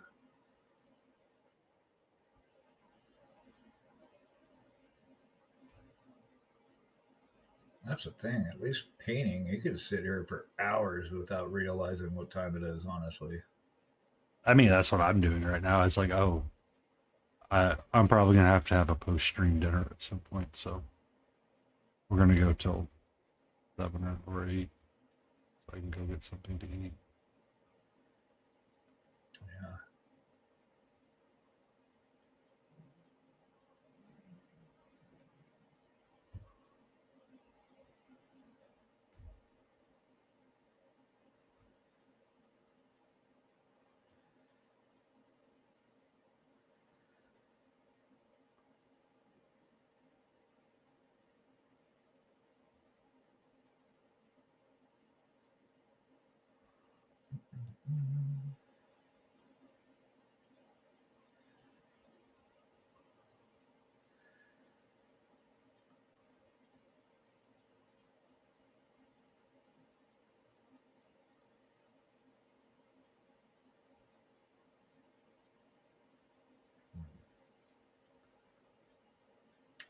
Bring this down a little more, actually.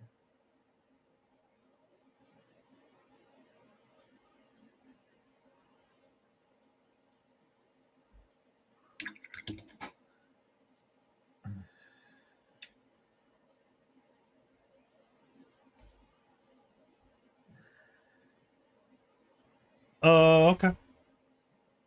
Also, do we need to do any more catchers for the chat thingy? Just out of curiosity, like, I can't remember how many we wanted to do.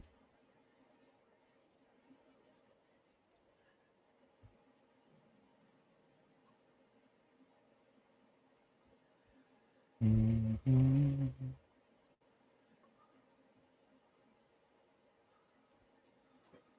I'm a lurk and work on our thingy. Awesome. Yeah, she has that Jolly Roger that she was messing with a little bit. Well, Kind of that's as good. kind of as a fun way to revamp our logo and just have like something that kind of stands out a little bit. Mm-hmm. Cool. Any more catcher drafts? Okay. Can I ask for one more? I don't have anyone's catcher.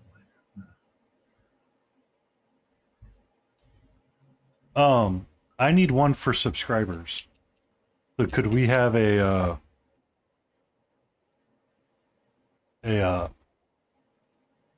subscribers I'm missing, right? I think it is. Yeah, because VIP has one. Or is it VIP that needs one? Because general is just normal Catra. Subscribers needs one that's a little bit more fancy. Because I got a bot one for the bots. I've got Wizard Catra with the treat for myself. And then King got her orange. Or their orange. And I need one for subscribers. Because VIPs have one as well. It's just subscribers. I'm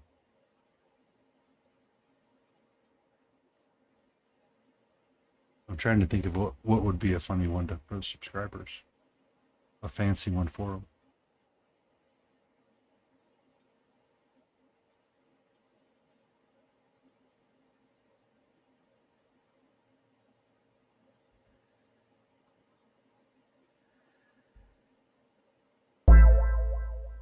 Welcome in, Plate Smasher. Sorry we didn't quite catch up onto your going. I'm sorry. Can you make a pirate Catra and give her a bandana with the with a Are we a done? a fish on the for its for the crossbones.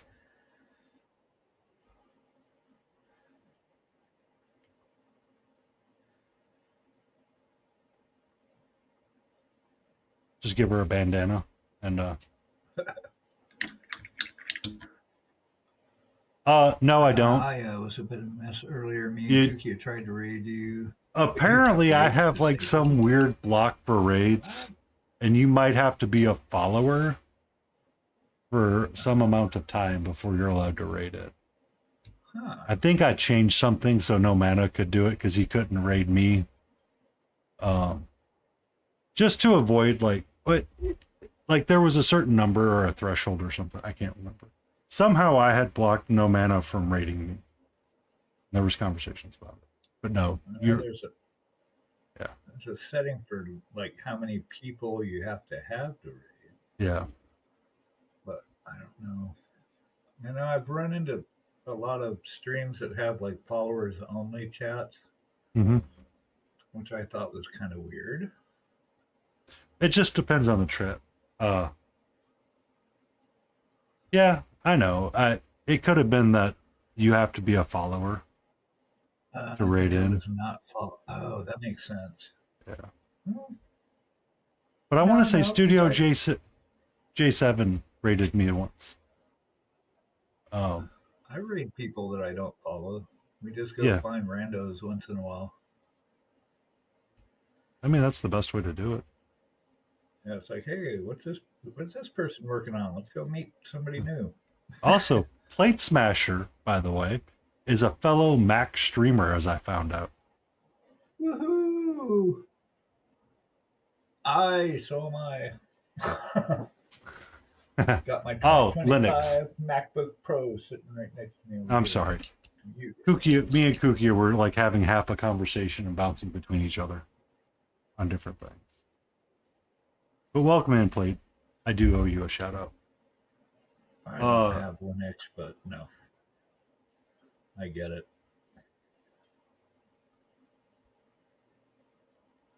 I've got too much audio gear in here because I record music and stuff too, so I don't want to get it too out in the woods. I mean, I like the idea of installing Linux on my machine. I may do it. I've got two other laptops actually. I've got the MacBook Pro from the job I was laid off at. They just let me keep it. It's like a 2018 MacBook Pro, and then I've got another 2020, my old one. But they're both still good computers too. It's just the batteries finally died, so you have to leave them plugged in. So like I don't know. I could just get battery kits and like replace the batteries. I replaced them in one of my old MacBooks, but then they changed them, so they started gluing all the components in. So you have to get like a kit and get the glue out and replace the battery. Blah blah blah. It's a whole thing. Have you ever seen the Salem Technician on YouTube? His shorts can be absolutely freaking hilarious sometimes. Don't know. So he was running a repair shop for like computers and technology because he was trying to reduce like electronic waste, which is fair. We do waste a lot in electronics. For sure. But for the longest time, he would do like iPad battery replacements and stuff like that. He goes, the problem is that most of the time, the replacement batteries would die within a year or a year and a half, and it wouldn't be worth it. Really? And he couldn't cover them under warranty anymore because it was too, like it was just costing him too much money. Sure. Because it's like the battery's going to die, and then I have to fight with this other guy to get the money back for the battery that may or may not be good again. And then they're going to be back in my shop a year later. Right. He was talking about it because his mom and dad apparently are getting up there in years, and she like really did need the tablet for like entertainment and stuff like that. She was going through like chemo and stuff. I was like, oh wow. But what he does is he would go to a recycling yard and he would buy up old tech for like pennies, essentially, what they were worth. Right. Refurbish it and resell it. Oh, that's a thing. He wasn't in Portland, was he? I think so, yeah. Yeah, there's a place called Free Geek that people donate all their computers and components and all their stuff to, and it's free. No, So right, he's in Salem because he's the okay, Salem. well, Oh, that's ironic though. That's funny, but yeah, Free Geek was like you could go in there and you could get something for free. They would put Linux on it for you. So there's a lot of Windows boxes, and then they put Linux on it for you, and then you take it home because that's what they were kind of promoting. But you could buy cards and stuff super, super, super cheap because it was like a donation thing. And then they would build the systems, or you just buy all the shit and build it yourself, which is what we always did. mm-hmm. But yeah, you could totally do that. You could get like, build systems out of there and sell them. Yeah. So he would get like, he'd go to the recycling centers from like corporates offices, and he'd just be like, collect like all these old laptops, and he would recreate like, so apparently when corporate laptops, sometimes what they would do is they would drill through something to break it. He's like, this is such a waste of technologies. If I just replace these like 3 or 4 components and fix the lid, you have a perfectly viable $400, $500 laptop that's a workhorse for what some people need.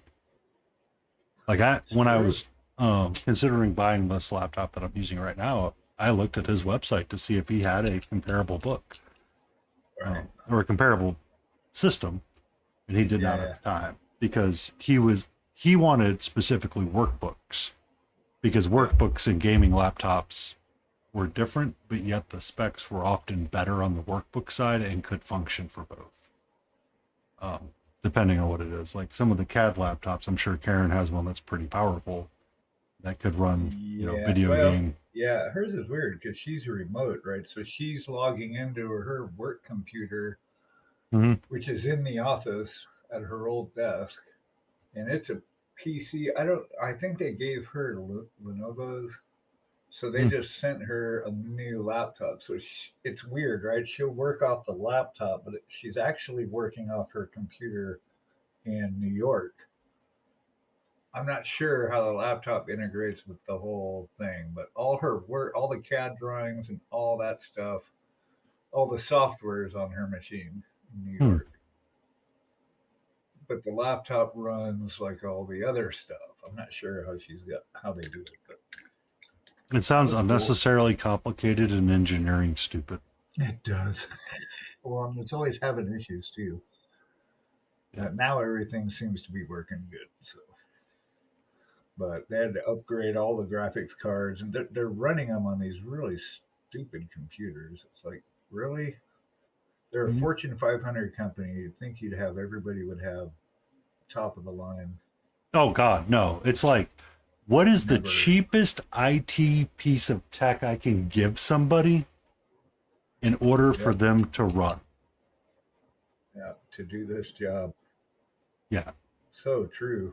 I mean, they bought us all refurbished Macs. We didn't have new ones. Yeah. I was actually working on. Oh, go ahead. Go for it. I was running on my computer at my last job for a few years before one of the head of engineering. He's like, "Yeah, we're gonna have to send you a laptop now. We can't work off our personal computers anymore." I know it sucks because I do too, and it did. They sent me a computer that was just crap. I'm like, thanks. Mine's way better than this. But now I have it, and I don't know what to do with it. So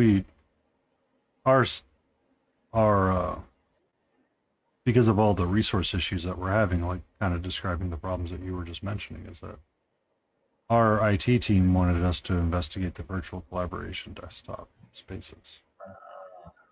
So instead of using like a physical computer, we give you the cheapest, crappiest Chromebook you can find. It just becomes a terminal. Essentially, yes. It's a terminal to log into the virtual. And it's like, that makes sense because the virtual desktop is where all of your like power is at, right? Right. Because it's all server-based power, and you can get better performance out of the softwares that you're trying to utilize. Yeah, that But it's but true. Karen, I don't have any coffee. Can she bring me some? I know, right? Getting the coffee hookup.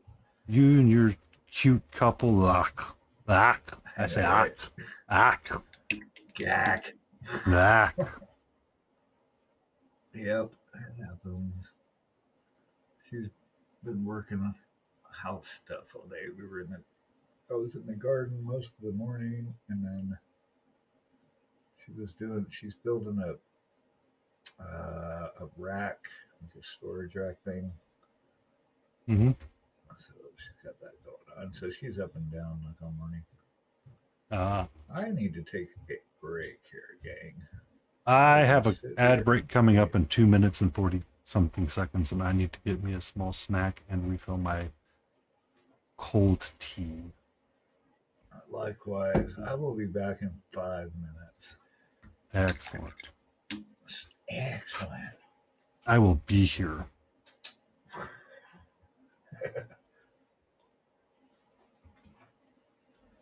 Ba-da-da-da-da.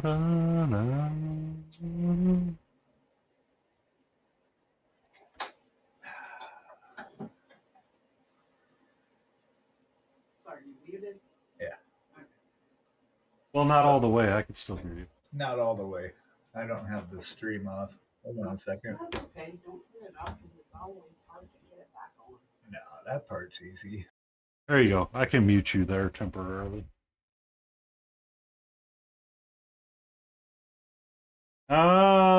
Please don't. Please no.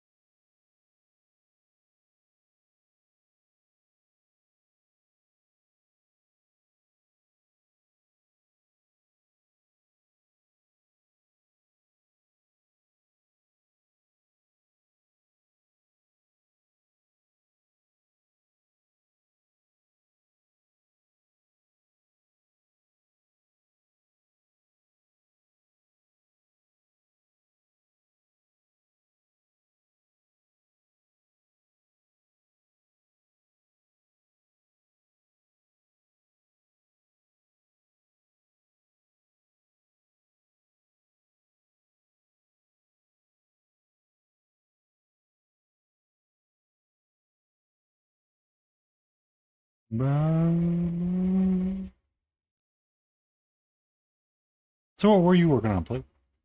Miar! How are you? Thank you. It's just a blue wyvern. I'm gonna put myself on ads really quick, and I will be back in approximately 3 minutes. Maybe a little early.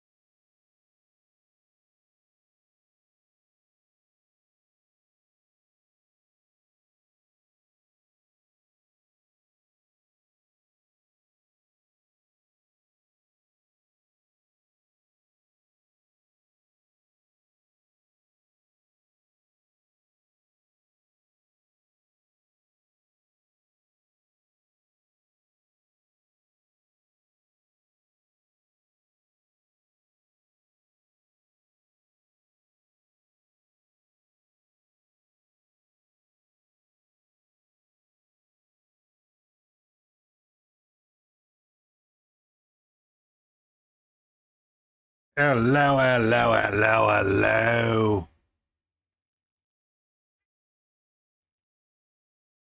What's wrong? Ah, Hmm? very upset about something. I mean, it's a day that ends with Y. When is she upset about something? That's a day that ends with Y. That's funny. Hasamoto, how are Yeah, you? The Chaos Gods have blessed us. You are here. Hashimoto. Hey, hey, hey. I feel blessed by the Chaos God. I swore I had pulled out 2 gloves from my box, but I can't find How are you Just get- doing? Okay, good there. All right, Governor. What you Hey, do? Ken and Cat. Yeah, the whole crew's here. Save for Layden. She wants to, be chill and do her own thing. So, thank you Yeah. for that follow, Hasamoto81. We are working on our blue wyvern, which I'm digging a lot more than the green one I did. I don't know why I did not like that green one. It was not jiving in my head at all. Like it just did not hammer with me. I need to do all the bone, but I'm working on blue. Cause I'm blue, dobby dee bobby dop.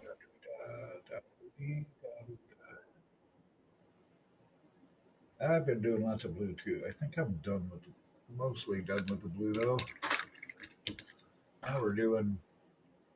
Alright, so while we're here and thinking about it out loud, where's my notebook?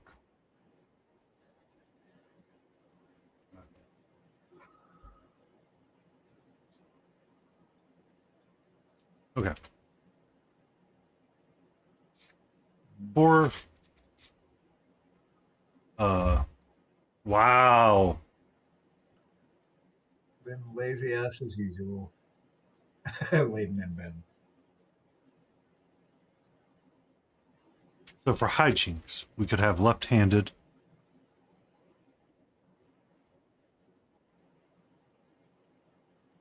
Mix paint X and everything.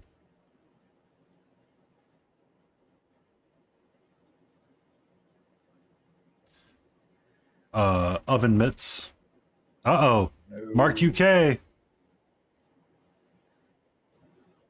the house. Mark, you Not might. good. Sleepy Wolfie. Sleepy Wolfie. Hey, Sleepy. Good evening, Sleepy. How are you? How is Or it afternoon. going? Happy time zone. Yeah, happy times up. Happy time zone. Seriously? Seriously? Is this what you want? Do cats only want one thing? This is what we're doing now. They only want one thing and it's disgusting.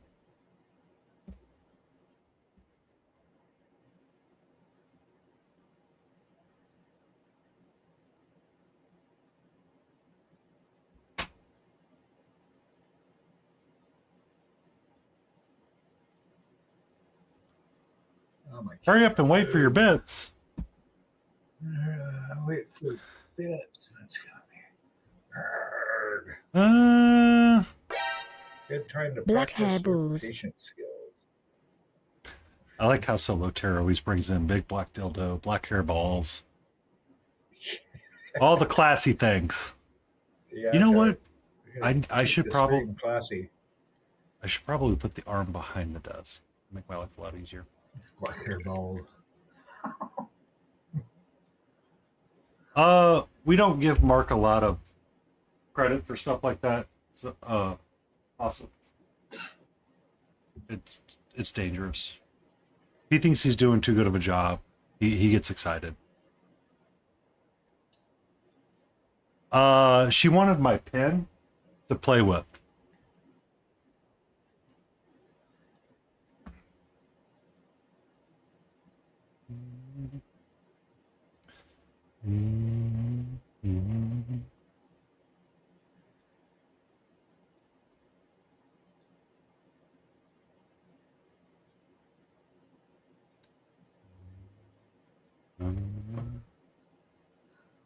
There's your non-wood wood, Mark. How are we doing? Does it look like wood to you? Is it reading as wood?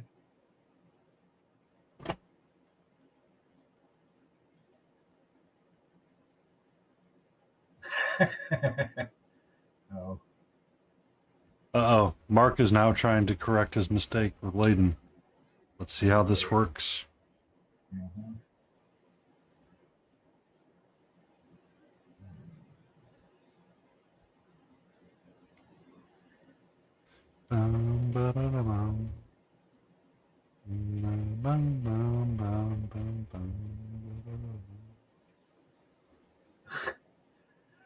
Out. Nope. F you. Ah. Got it fired up now. Uh-oh. Now you've done it. Uh-oh. Now you've gone and done it. It's about to get feisty. You know, I opened up a can of worms once, and they just sat there. They didn't really do anything. I don't understand what all the excitement's about.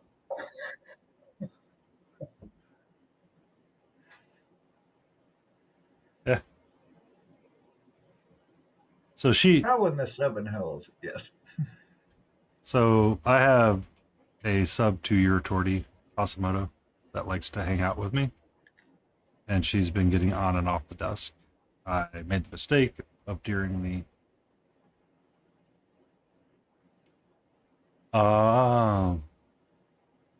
Redemptor Dreadnought come in for the left arm and the Leviathan Dreadnought Storm can't. Okay.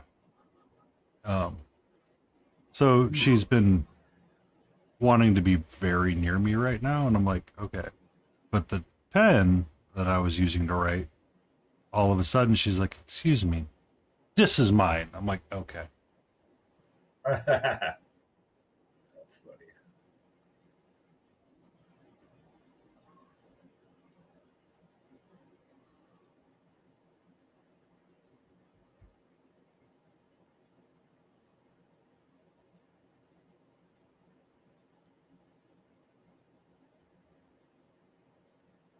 How do they know they like catnip? I don't I was think they trying to know. figure out, how do they know they like shrimp or crab? Like they've never seen one. We'll never see one. Good evening, Ginger Beef. Ginger. Up. Or even cheese. Yeah, right? I mean, it's not like it has like in their DNA or what? Like, how do they know that this shrimp is delicious and I want it more than anything? Smell. Smell. Probably. Mr. Turkey Man? Ginger Beef has a turkey call Pet that he snake, likes. and I'm not talking about the one. Oh, good. Well, that's good because that would be a different stream if you were talking about that. Yeah, that would be a very different stream. Very different stream if we're talking about pets, trouser snakes. Wrong stream. Okay. Wrong stream. Wrong stream. That's down the hall to the right. Yes.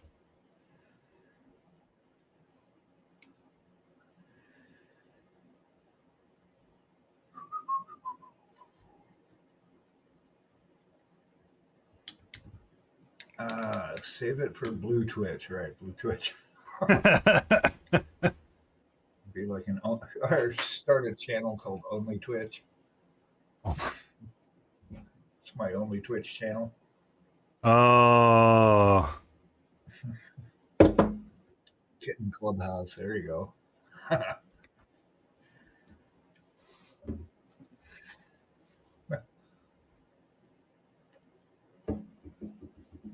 Good times. Good times here on a Saturday. It's always good times when we get to hang out and paint and goof off. Mhm. Got quite a bit done on this guy today. Got my blue mostly squared away. Nice. Yep. Blue twitches. Good Oh, progress yeah. on this guy's leg. So what I heard is Sleepy Wolfie would subscribe to my Fansly page of the only hand. What? Your only hand? Only hand. I see. That's funny. But Because apparently you could use your Twitch account to sign into Fansly. oh, Kitten Clubhouse is real? I bet he gets tons of hits too.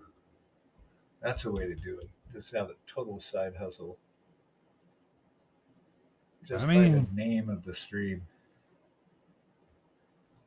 So the only problem is that Painting hentai minis in my undies. not your mistress hand. I don't have a mistress Oh, hand. you guys. Well, this is fun. Will that be streamed? All right. Revolution will be streamed for my favorite superhero duo.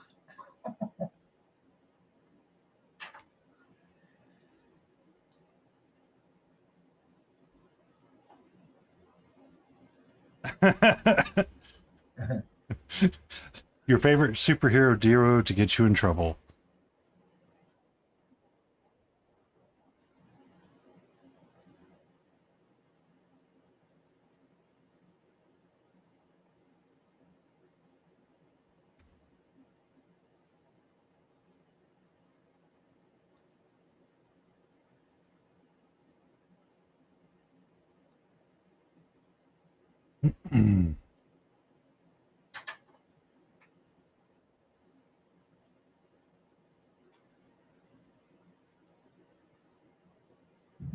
Hi.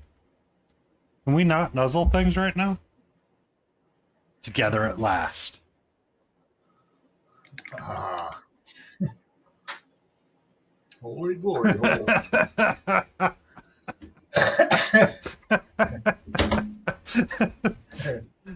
Just the old ways that Robin did that. And it was always something funny like that every time. And you're like, really? Oh, that's funny. Oh. Welcome back, NPR. Yeah, moist is one of those words that sounds like what it is. It's like moist sounds like it would feel moist. Hi. Can I help you? You okay, my love? I did feed you when I had dinner, so you're not getting a second dinner. Or second wet dinner, at least. You can call me a monster No, all you second want. dinner. Second wet dinner. Second wet Oh. dinner. Because she usually gets wet food in the evenings. But she was being very loud earlier when I was getting my, lunch dinner. Yeah, moist dinner. It's rather moist. Moist. No.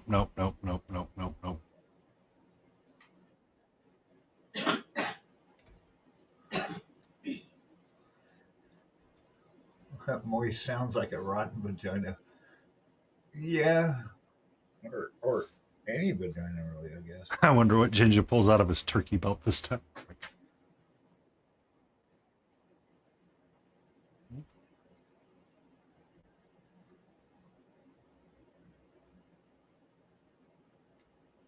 How'd we get here?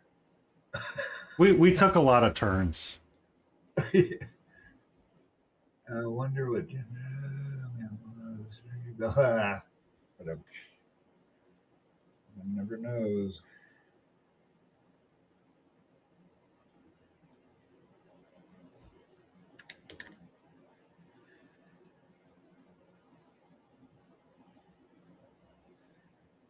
Trash can Taco Tuesday. I mean, trash can that actually could be a thing. Because you can have trash can nachos. And you kind of layer them in the trash can, and then you turn it over. Sorry, sweetie. I didn't mean to get you at the tip of my finger and spook you. You ready? Yeah, I feel like you're ready.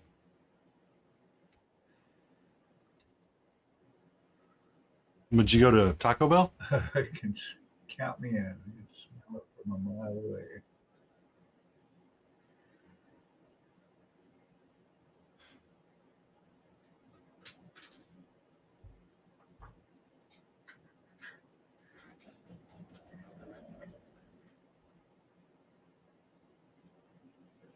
Be safe, Sleepy. Be safe. You out? Okay. I'll be back in a bit. What do you got? Oh, thanks.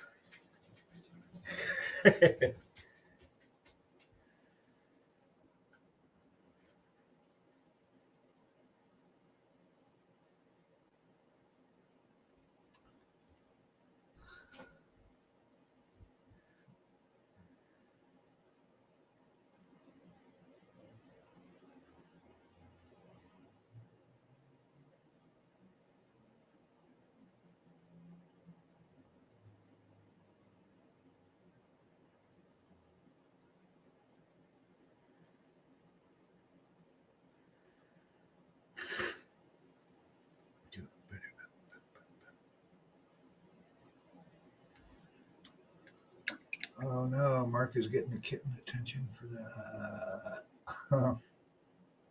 It's like, nope, you get beer in a can and can stay on the proverbial shelf.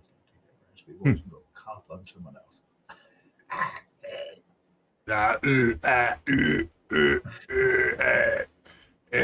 What you doing there, ginger beef? How you been?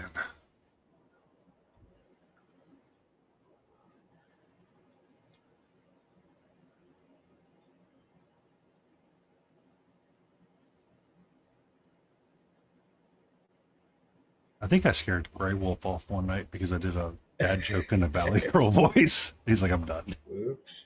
It's like, oops, sorry, Grey. Moving on. It happens. I mean, dad jokes are hilarious, but it was one that was just like, it leaned itself towards it. I'm like, I have to do it.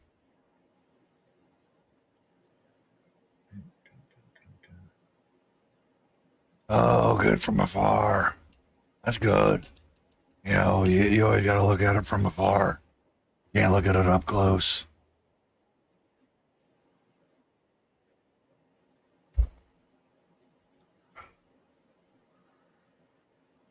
You can't do that zoom of death. You do that zoom of death, and it's just, you know, doesn't work.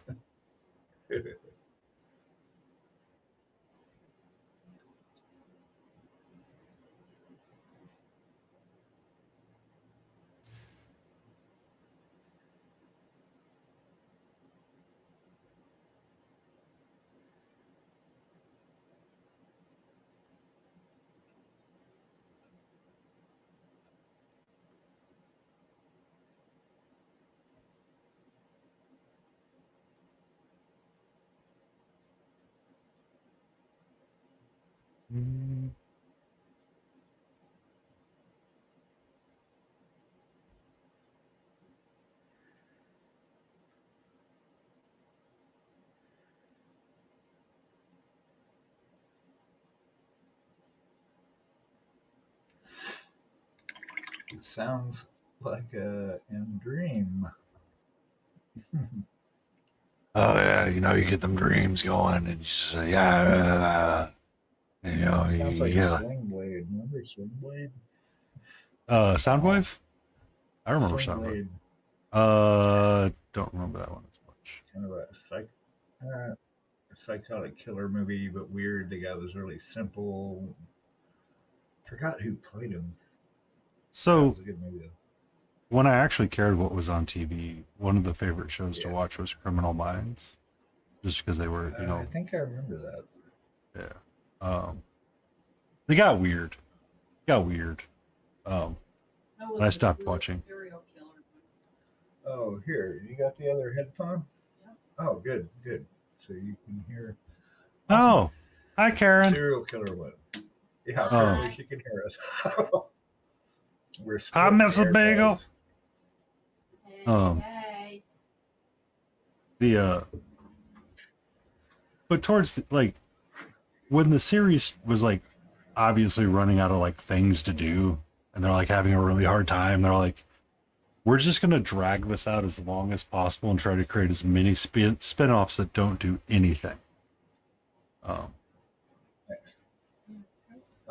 hold on. We got show and tell. Squeeze her head. Well, we can make her look like a Paracas skull. Give her an elongated skull. You should start making. Yeah, that looks good. Even her ears came out good this time. Yeah. Nice. Her head's tilted, or did I do that? No, it is tilted. Okay, let me straighten it for you. Kind of. She's kind of. Oh, I see. Okay. Posing her. Yeah, you gotta pose. Nice. Good times. Man. Man, your cat is That's really our excited. loudmouth. That's Priya, Hey, Priya. the loudest cat Kitty, ever. kitty. Well, no, not now. But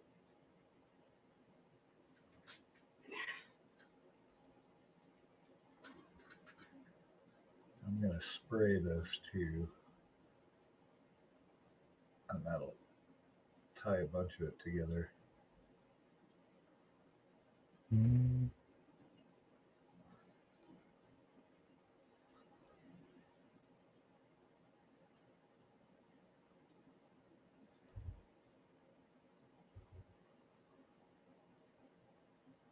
On stream with me is Smiling Beagle Studios. You should be hearing him. Hello. He has his amazing Hello? partner, Mrs. Beagle, who does self-sculpting for various bits of things, using clay, and then they scan it, and sometimes they print it out, and he paints it. It is like one of the episodes of House Hunters or whatever it was, where it's like, yes, what do you do for a living? Well, I sculpt miniatures. And what do you do? I paint the miniatures. It's like, how do you have a budget of $1 million? Right. Someone had posted that joke at one point. I was like, that's funny. actually kind of true.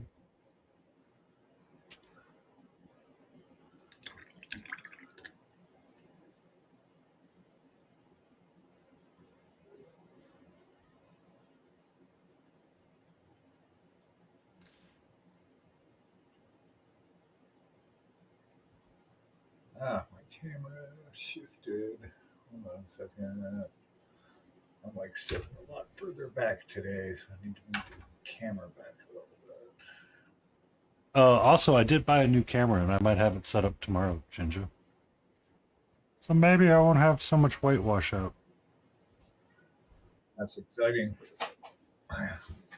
It is for me, because it's like actually kind of one of those like pieces that I look at it, I'm like, I'm so annoyed.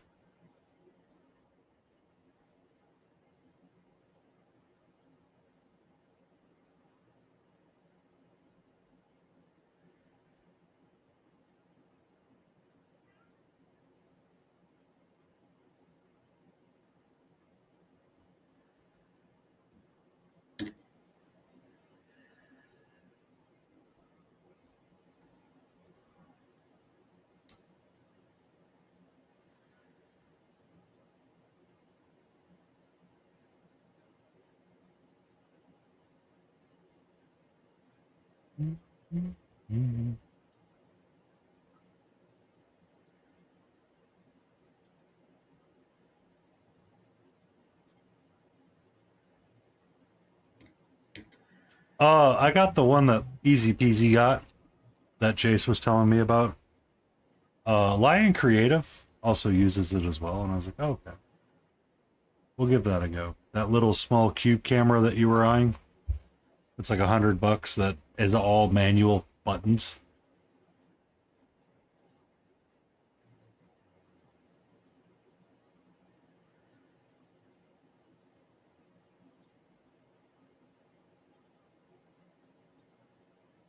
And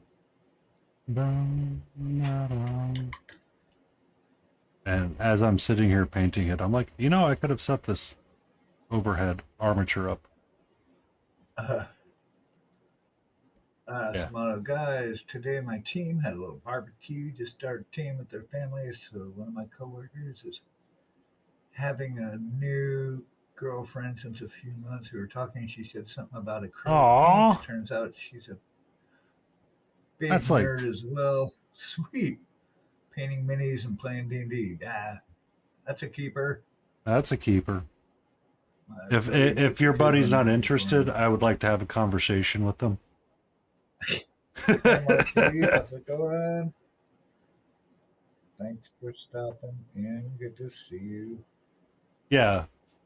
I had the Amazon points or the American Express reward points on my Amazon account. I was like, well, I guess we'll just buy that. That's what we'll use it for. So How you do it? Crazy Frog. What are you doing this fine Saturday? who's that? Marquis.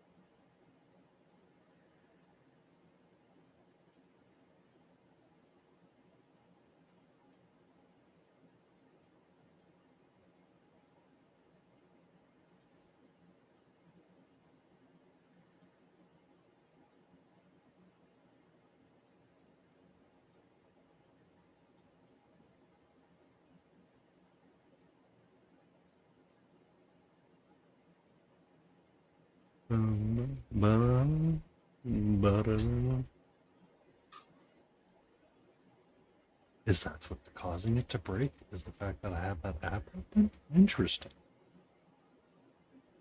I didn't realize that. Well, we won't have to be using that much longer.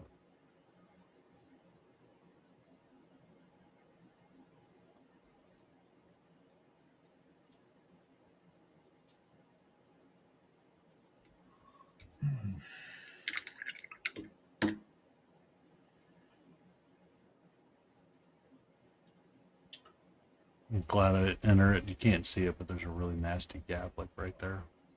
Which one? One of the reasons why I didn't want to enter these two under ReaperCon.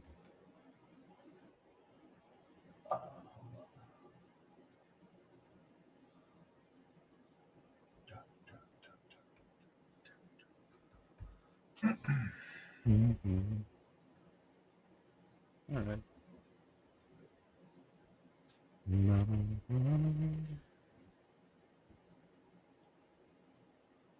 Blue Need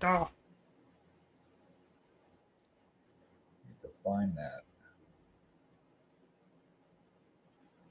What's up? That song. Comes up in a playlist every so often for me. Like sometimes I'll listen to electronic dance stuff and it pops up there a lot. I'll hear it at least once or twice a day. I'm like, yep.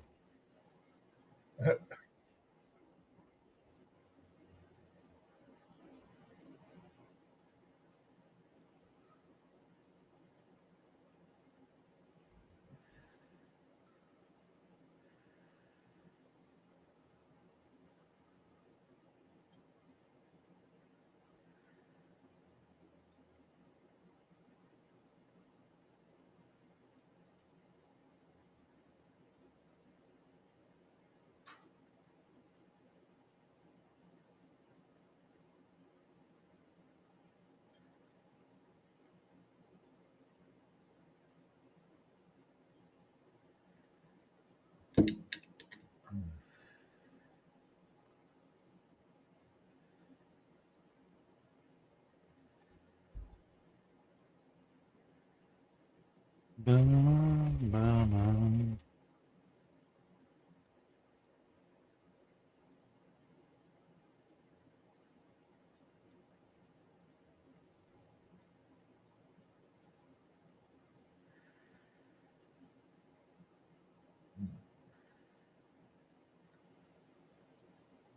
Well, Welcome you in, just Grim. hey, how's it going, Grim?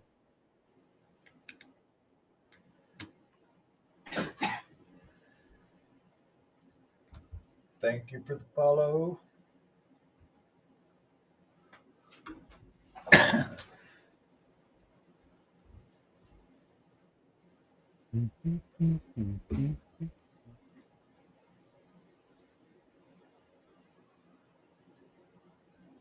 We've been watching Grim, the show. Was that the... Which one's that? Is that the urban Karen fantasy? knows. Karen knows better than I do how to explain it. I have the first season or Tell them something like about that. Grim. It's set in Portland, Oregon. Yeah, I know which one you're talking about. They're like werewolves and Yeah, undercover monsters. it's like an urban fantasy. Yeah. I almost was on that as an extra. So I have a neighbor that likes to do extras for all the movies. Yep. I almost got into that. I was on Portlandia like 3 times. Yeah, as, but he as a background person. but he was in Stranger Things a number of times, and he's like all of these Nice. other movies because he's like, it's easy. You just get to Yeah. show up and Literally. that's it. I know for Portlandia they just said like bring 3 changes of clothes Hmm. and yourself, and then so they have a wardrobe person come over, see what you got. Um, if they need to change it, then they'll give you something. Uh, but it was like $80 a day. Yeah. And you basically just hang out until you're needed. Yep. And you get to have like good food. Yeah, yeah. And there's like you're saying though, there's professional background actors. That's what they do. I mean, we had a guy. He's been in almost every episode of Portlandia. I don't, and he just happens to be there. But he shows up with like his suitcase with a bunch of changes of clothes and all this. And so like he shows up everywhere with that. That's like his thing. So yeah, it's for anything. And like Grim was doing background stuff, but we were heading to the East Coast at that point. So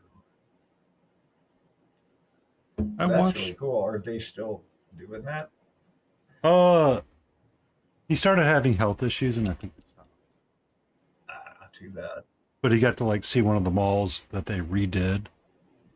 So for Stranger Things, they had to like reskin a mall temporarily, or at least the food court, That's so cool. to be like the old '80s version. Yep. So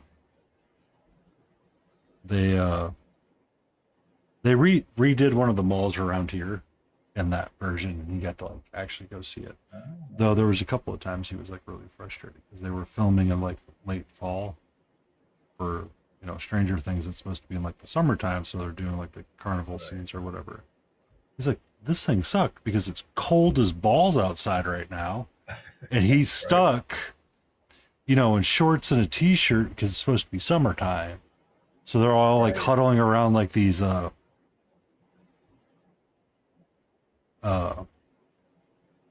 heaters and stuff.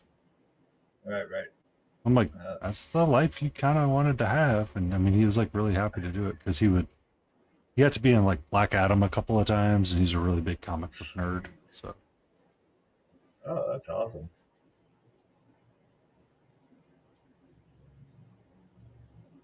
How fun.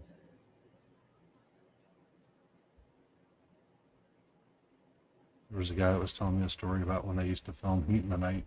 in Georgia. He lived in the area where they were filming it, so he'd actually have to like always deal with that kind of crap. He's like, seriously, they were blocking my driveway exit, and I'm like, you have 35. He's like, you need to move, and you have like 20 minutes, because he knows what it's supposed to be from when he had to deal with all like the heat and the night stuff. I was like, wow. How frustrated do you have to be with someone's trying to just film a show, and you have to like go out there and get yelled at every day? Some people's kids.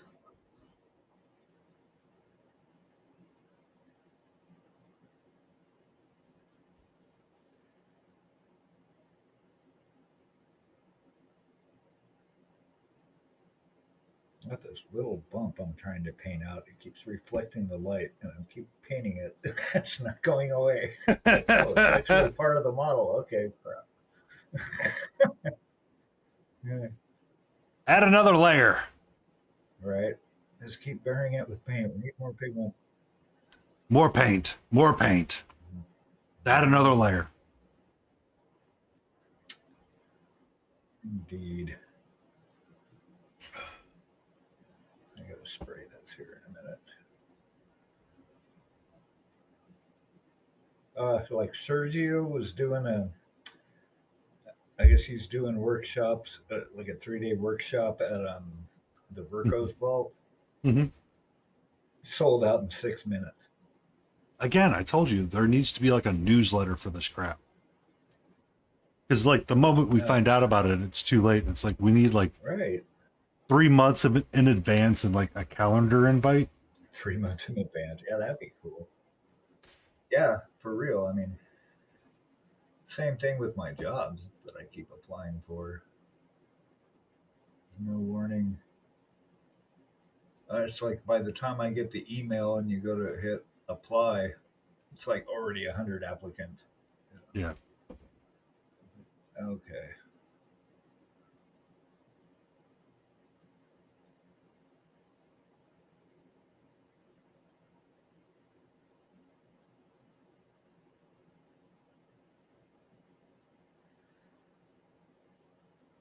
Oh, I see what's going on here.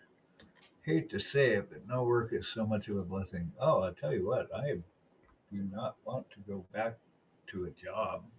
I don't mind working.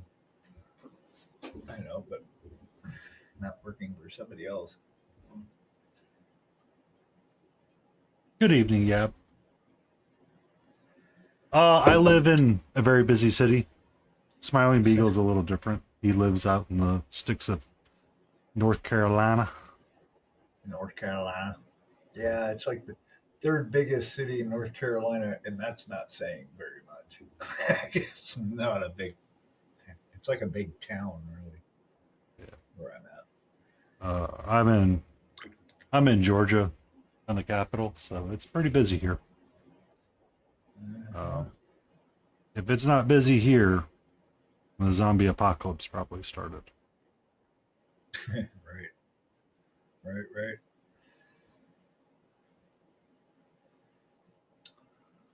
I don't mind it. I mean, we moved where we were at in New York was pretty rural. This old town, Newburgh, that was actually just a town. Like there was a bunch. Well, they call them villages up there. So there was a lot of villages. It was out. Yeah. It was kind of a pain. And Mrs. Beagle definitely wanted to be in the city, so we are in it. But it's not a huge city, so that's good. Kind of compromised. First one would be allow payment in meat trays. What? Hey, one can only hope. Yeah, I don't know. I'm waiting for the asteroid. Hey, I'm waiting for the aliens to show up. That'd be much appreciated. Yeah. So there was an interesting joke from how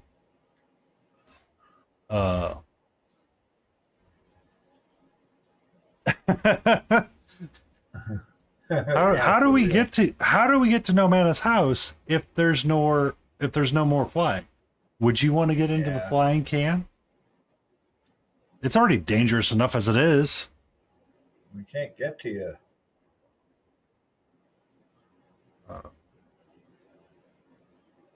Actually, I had some. If you're close enough, it's a good plan. Yeah, for real. Yeah. I know Karen's foster parents, when we were in New York, we went to go visit them for a weekend over in that Michigan, Holland, like Western Michigan. They were in Holland, I guess, or something by there. Yeah, but they've had their entire, like half of their basement is full from floor to ceiling with food goods. Hmm. It's no joke. They and she's a good Mormon, so they're all about stockpiling. And I've never seen so much food that wasn't in a grocery store. I'm like, wow. I thought this is where we're going if it goes down. And Multi What's up, in Multi? the house. The other half advanced weapon. I wish, right? They got the food. We got to connect. We need to connect them with Namana because Yes. then we'd have the armament and food. We'd be set. Playing Apex? I do not know what Apex is. Apex Legends is first person shooter, if I'm not mistaken. Oh, okay. Gotcha. But there's no Calablo! How are you shortage of doing? weapons. What's up, Sully? Yeah, I don't know. I think we just luck up here. Swords and bows, yeah. Yeah.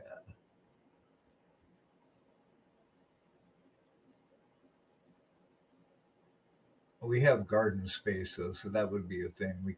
We have resources. Hmm. We can grow food. That's like one of the most valuable, absolute valuable things we can have are actual seeds. I think there's a couple of those storehouse places, right, way up north Hmm. in the ice and snow, and they have like all the collections of seeds from Earth. Hmm.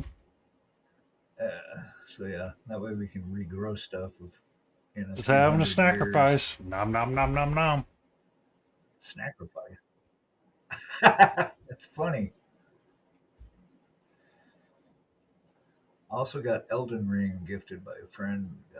Oh, Elden Ring, that'd be fun. I still got to Margaret, finish Baldur's Gate. Doing good, multi we're doing good. painting tiny things. I'm doing some what Mark calls it true wood. We decided though, Mark, it would have to be non-wood, right? Because it's not actually wood. They don't have wood paint. TWW, yeah. Yeah, you guys go get the fruit and seeds. I'll get weapons. I'm gonna rob No, you. I know how to solve You that wouldn't one. do that. You wouldn't do that, yeah. I will win this battle because I'll get the weebiest of weebs. Pepper jack, Weebiest of Greek weebs. salad, peppers, beef sausage. Nah, I'm not. Yeah, that's one heck of a sacrifice. Good choice. That's a meal, though, right? Who are we kidding here? That's a meal, Sella. Yeah, well, that's the thing, right? You can't win, and I'm not gonna buy a gun. So that's that's like everybody's always like, get a gun, just get a gun. I gotta protect my get it. Yeah, I couldn't shoot somebody if you were totally in my face with a shotgun. I couldn't do it. I'm not gonna die knowing that I took a life when I get off this planet. When it's over, that's not gonna be on my resume. You know what I'm saying? You can, they will rob and ransack and whatever is gonna happen. We gotta. You can try. Nobody. I'll get the light switch though. We are gonna rob them. Oh, Anything is a weapon. That's right. Absolutely. King Dixon balls with that stretch. Oh, Uh huh. uh-huh. Sure. Wink, wink, yab.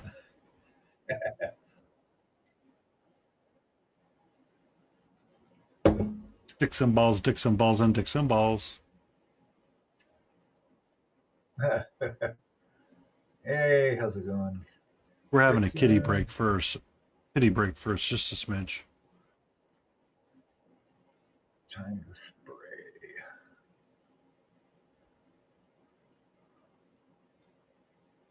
Ba-da-ba-da-ba-da-da. My umber. Where did the burnt umber go? Oh, it's up here with the browns. Well, With the what other about dozen raw browns. sienna? There it is. I don't have any raw sienna. I probably got something that's actually is raw sienna, but it's called something like Dixon Balls or something like that. One of those weird paint names. That's one thing about Monument. At least it's called what it is. It's not some weird uh, Chronos Flash, Incubus purple. It's like purple, darker I mean, purple, lighter purple. but Incubi purple is such a beautiful color. Yeah, true. Pretty sure Yab is thinking we rob them, then I rob you. But I'm already thinking the same thing. I don't make the rules. My Dixon balls are all down. What happened? I never trust a trader. Ooh, but that's right. Once a trader, always a trader. Mm-hmm. Oh, ink. Some inky ink.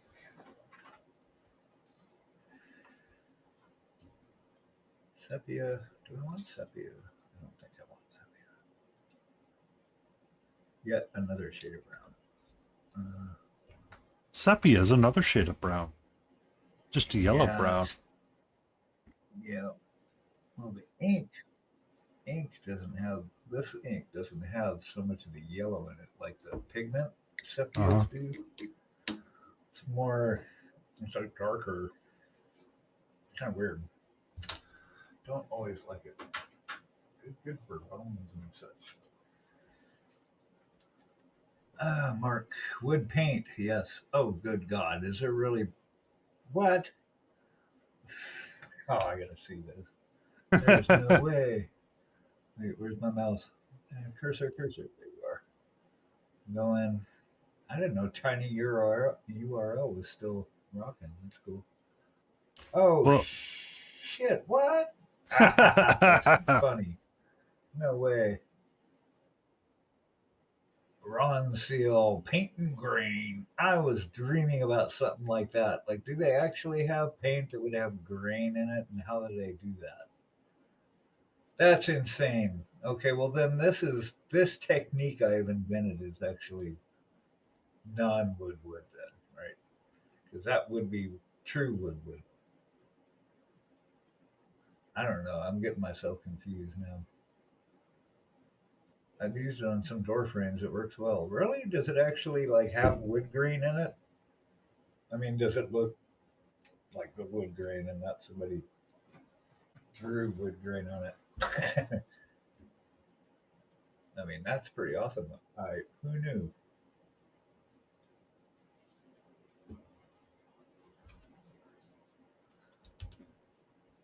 It's a technique when you apply it. Yeah, because I've seen some of these YouTube compilation things where um, they're painting wood grain on stuff, and that must be what they're using. mm-hmm. There's a certain way to apply it that it looks realistic.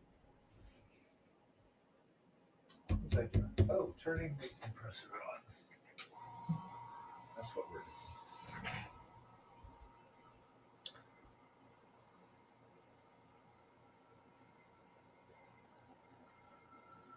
Sorry if this is loud. It won't be on forever. Won't be on forever.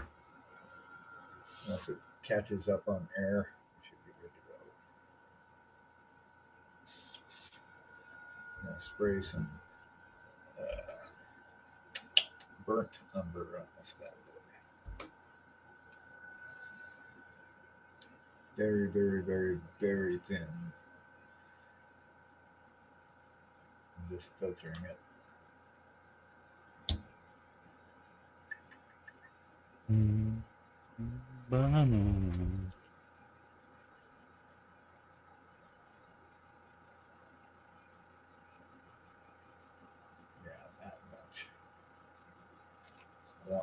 colored thinner, basically. Now I need to make decisions about how things I do.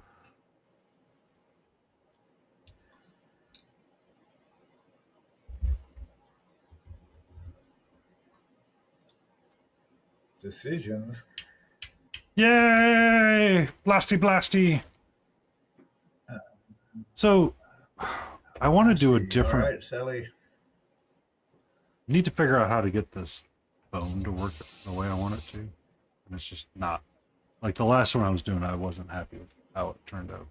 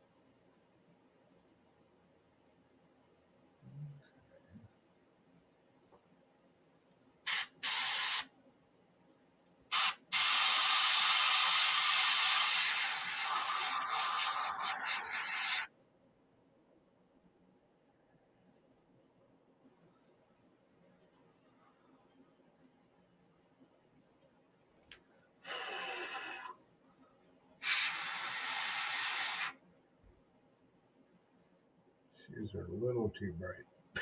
I don't think the sun would be reflecting that hot down at her feet. All right. Good to know. So we can adjust. Mm.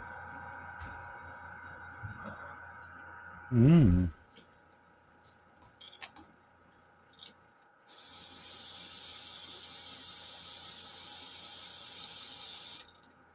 Adjust and respray.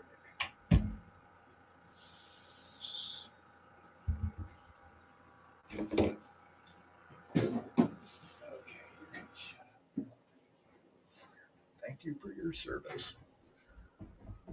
Better than good. I'm doing great.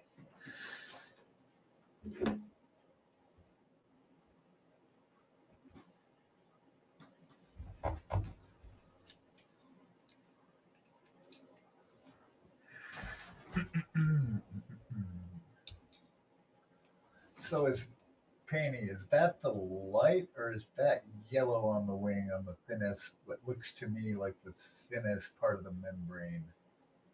That Yellow or is... is that reflection?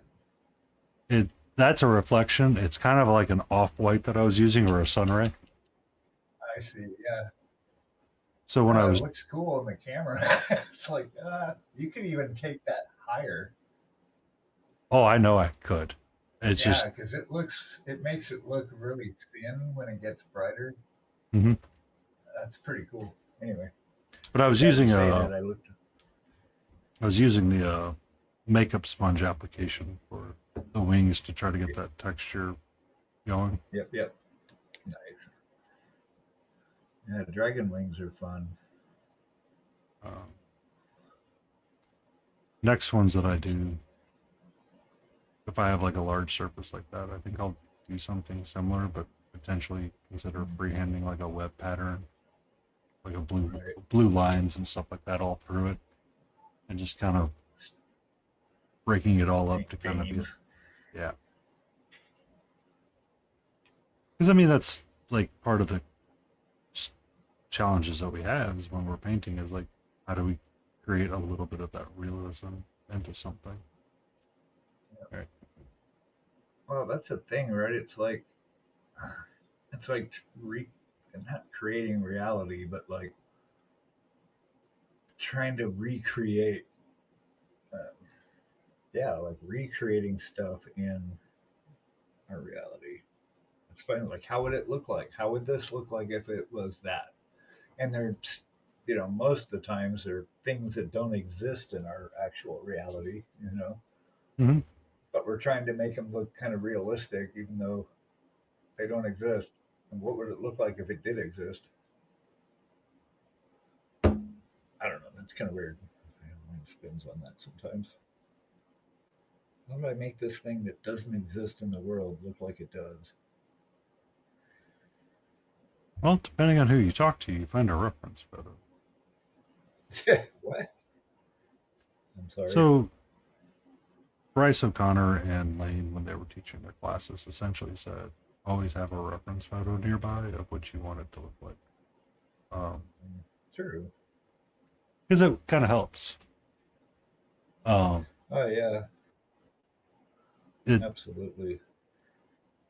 like we may not know what like the craziness of like an elven armor looks like, but at the same time we know how to paint the volume and shape, Right. so we can do Well, the that's what it is, right? Yeah.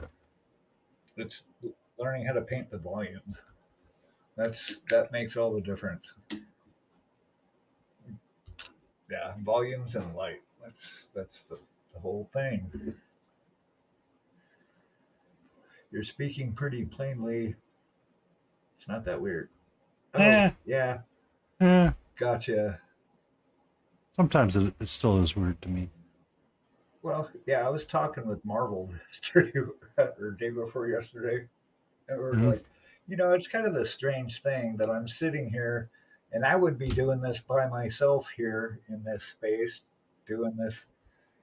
But at some point, I decide, oh, let's turn the camera on so that people can watch you do it, and Yeah. that in itself is like just a weird phenomenon. Like, who was the first person that went, I'm going to put this on the internet? I'm going to put a camera and show myself painting this model. And I said, I don't know. It's interesting to think about to me what people do.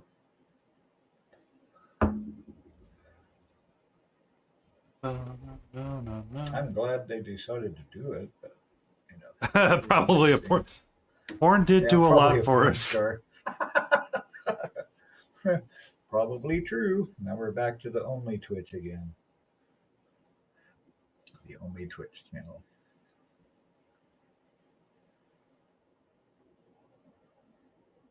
I mean, and it gets to the point where I've got so many different shades of tans and browns and greens on here that I'm just like going around to whatever area I need a color from. It's kind of chaotic. It works, but yeah, it's different. Yeah.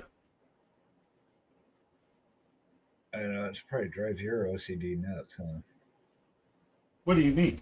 When you have all of the browns on your freaking palette and they're just like everywhere? There, yeah, that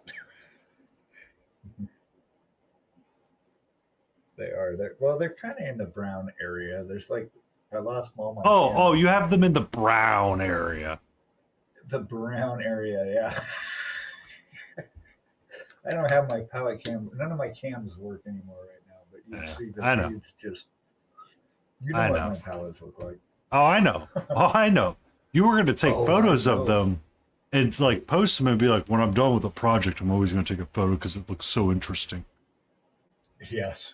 Meanwhile, I'm like internally freaking out, going, "What was he doing for 8 hours?" Right. It's like one big mess of brown. Yeah. Right. And then there's like a big mess of blue, and I got a big mess of orange and yellows. I don't know. I saw this one meme of Bob Ross, and he's standing there. And it's like it was a. The caption was like one of Bob Ross's outtakes.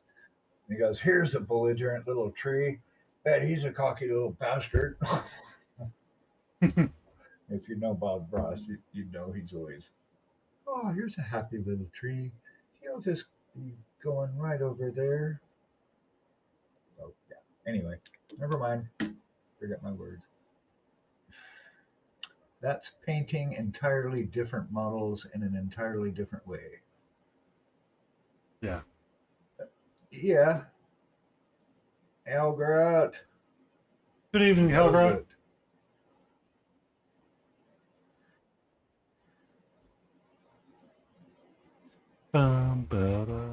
Yeah, I just kind of, I don't know.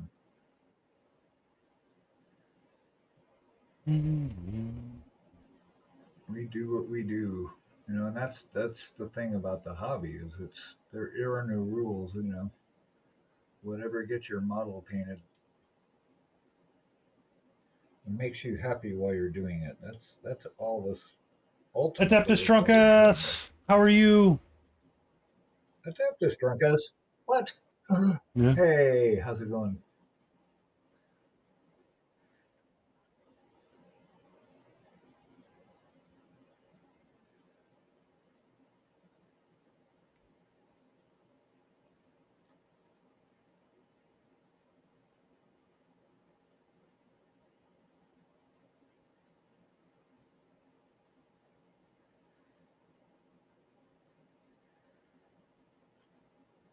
Yay, still sculpting. We have ginger beef in chat, so if you can sculpt him a turkey, he'd be happy. Right?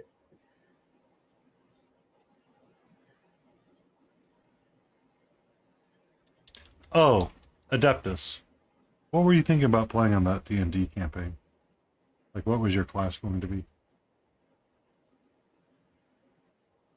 Oh, I lost his head again. Huh? Okay. Doing good, drunkenness. Hey, hey, hey. Let's dumb this down a little bit. This isn't metal, so it doesn't need to be. We don't take it to the shiny, because it's wood. Wood's not that shiny.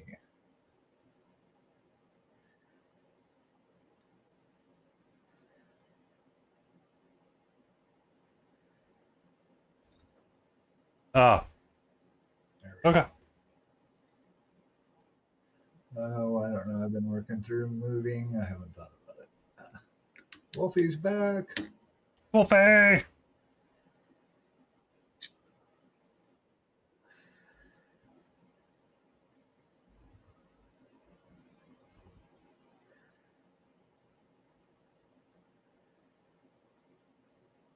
That's a mistake. I haven't fixed it yet.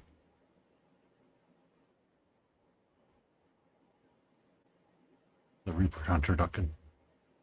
I don't know.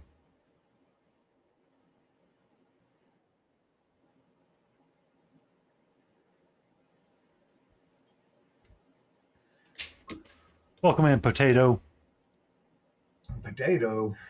Potato, Boon Stew. I finished a snake today. It had a giant terrain on it. I have to glue terrain on. Oh, I keep sweet. losing his head. I'm going to need to get some green stuff out and glue him down with that.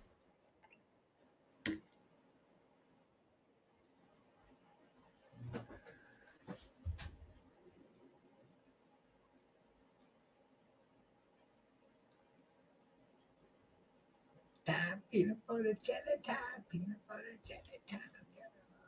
Yeah.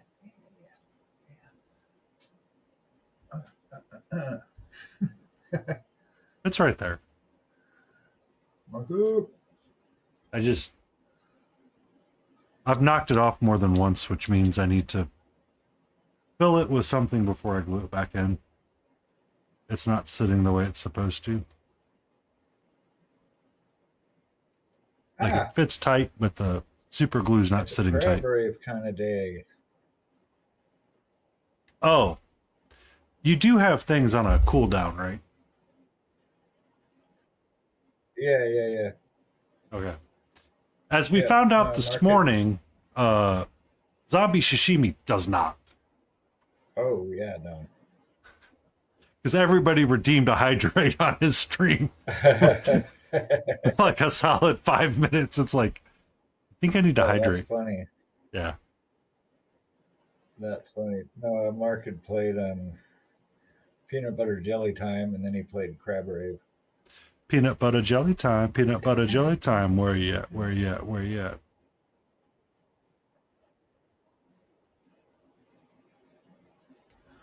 I think I like that a little bit. All right, I'm going to let this dry. I'm going to take a break for 5 minutes. I'd usually be done. Hydrate. Yab just redeemed a text-to-speech that said, hydrate. Hydrate. Yeah. Not hydrate, but Hydrate. Valhalla painting. You can't take a break now. I know, right? Oh, this boneless actually raided me the other day. The second I went on break. Oh my god, darn it! Well, hey there, Valhalla. How's it going? Welcome in, Raiders. Thank you for the raid. Woohoo! Yeah, boneless is live now. Yeah. What were you working on? How's your stream? Welcome in, Raiders from Valhalla Designs. I hope you're having a great night. Valhalla, tell us what you're Yep. working on. We're curious. Do share. We are doing a collab sesh. Hanging out, painting tiny things. Oh, thank you for the follow, Jar. Or do you like Asnaball or Ball or Asna? Anyway, thank you so much for the follow. I am working on a Loot Studios model, one of their free ones actually, from their Journey to Valhalla, or not Valhalla. I got Valhalla on the brain. Journey to Alfheim. I mean, series. Alfheim I'm is actually- supposed to be on the way to Valhalla, isn't it? Yeah, Or it's one well, of it's a one of the Viking realms. set, so that totally makes sense. Yeah. Which is weird because it's a Viking set, and she's not a Viking. Neither is the dwarf wizard guy. He's not a Viking either. But anyway, so yeah, that's what we be doing. Jar is great, awesome. Good to see you guys. We do this pretty much every Saturday at 4. We I cannot sing a song on purpose. we might be able to sing Happy Birthday, but that's pushing it, and even Yeah. that might sound like 3 drowned cats in a trench coat. Any specific song that you were thinking of having us sing? I'm not sure where you're going with this. I am painting fake wood armor as opposed to real wood armor. I don't even know how that would work.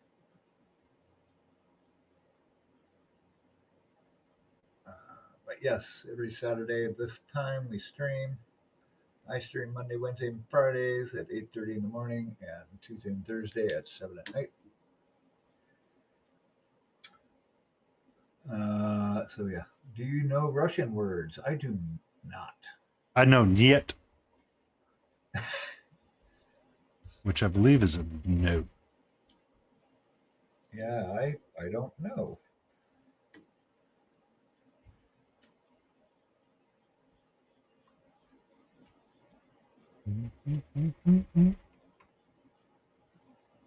Russia or Ukraine? Nope, No, not here.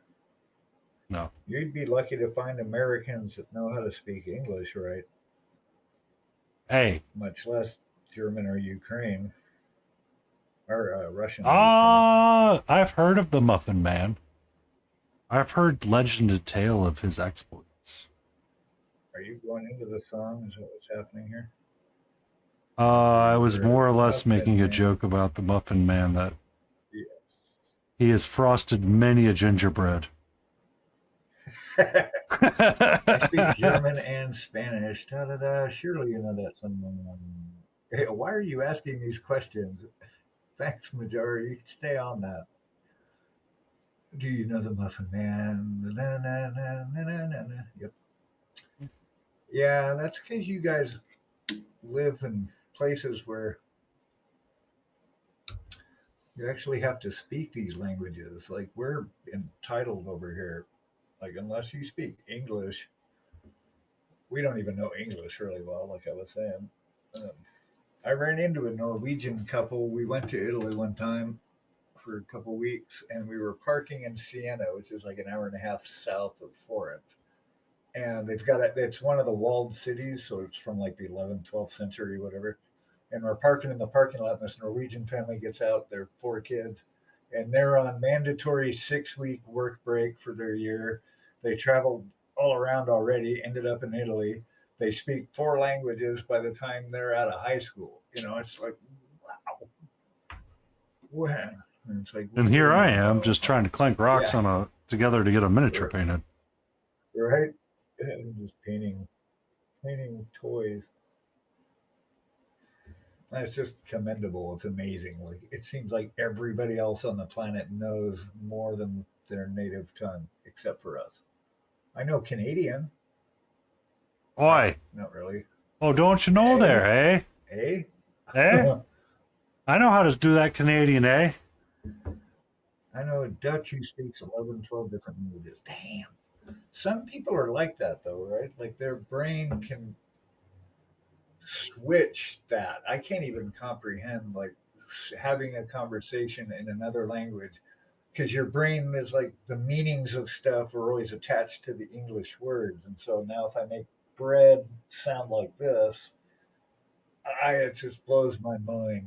Like Karen's niece, she got her master's in Oriental languages from Oregon State University, I think. And like so she mastered in Vietnamese, Chinese, Mandarin, Cantonese, Korean.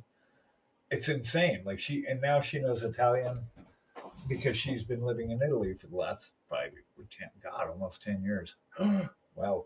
But yeah, and her brain just picks up languages, and knows how to compartmentalize all that. I just can't even comprehend it. Sometimes what I have found when I'm watching anime, it's because I would watch like a lot of One Piece, and I would watch sub over dub. I would frequently pick up on the languages, and like you could hear the words being used, and you kind of pick up the inflection and meaning sometimes through the voices of the characters. Just because you start to hear the word so much, you start to know what it is, and your brain starts to fill in that gap of what you think it is. And it's one of those things that you have to like constantly build, and that's why dual languages. All right. So if anybody's wondering how big of a nerd Painty can be, this is where he ended up one year at a convention. So there was a panel from one of the colleges that did studies on comic books and literature specifically. The panel that we were attending was specifically talking about representation and languages of bilingual people. So most bilingual people will use their native tongue more frequently than their non-native tongue. And like you were saying, Beagle, is that you understand what the word bread is, but when you're trying to use that word bread for somebody else, your brain goes, I don't know what you're actually trying to say, so you kind of have to like half break the word in your head. And you're having to constantly switch between the two. A good example of this was like Nightcrawler in X-Men was specifically utilized because at the time when he was introduced in the comics, he was meant to be German or Bavarian, I think, really. Slight difference, but not that big of a difference kind of deal. Right. But the person was like, at the time, him trying to use German words in a comic was not considered an okay thing. Because everybody wanted just to read English because that's the way it was. And it took a lot of time for dual languages and bilingual languages to pop up. And now, if we go through school, it's more common to see them learning Spanish and other languages.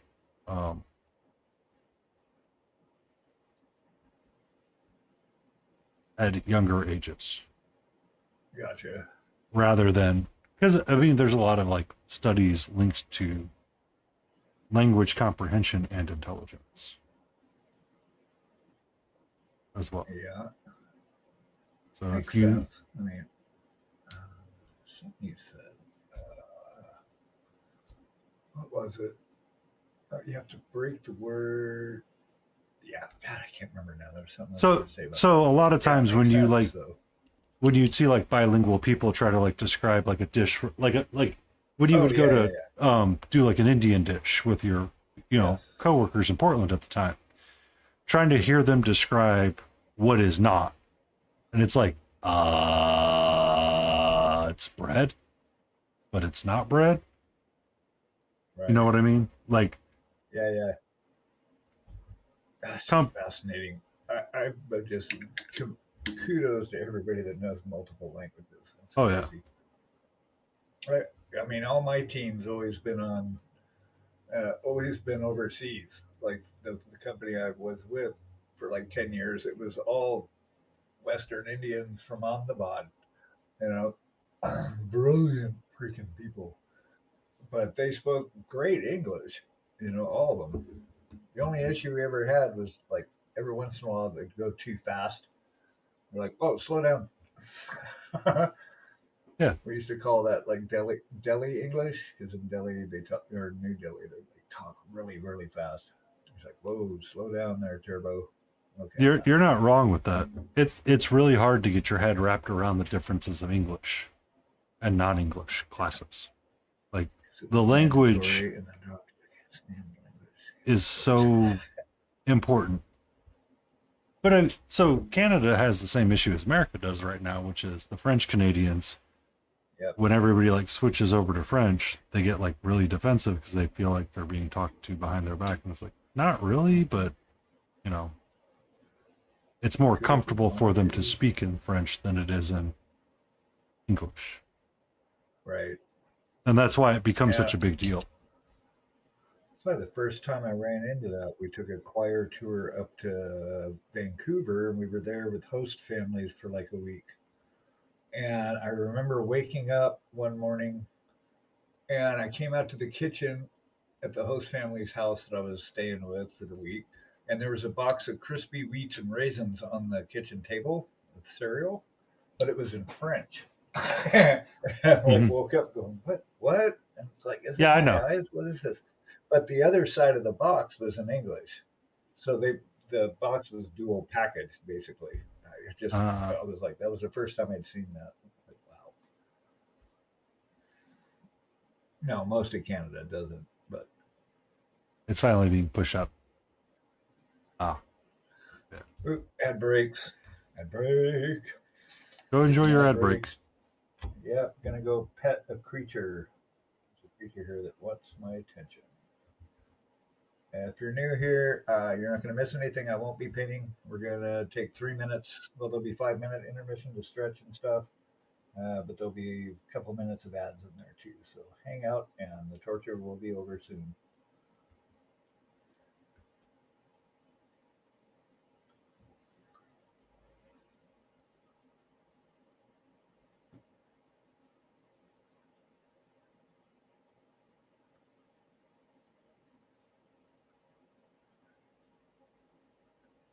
But it was only like in a handful of places, if I remember correctly, Wolfie.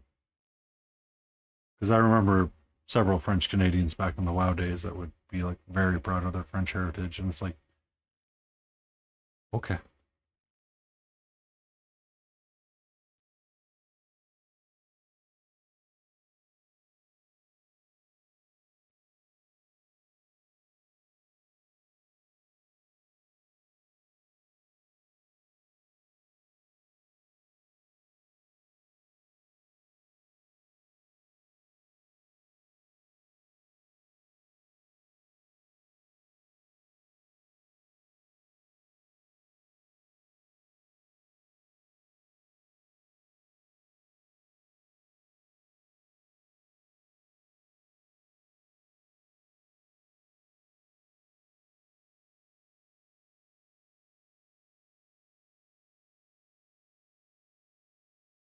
yeah.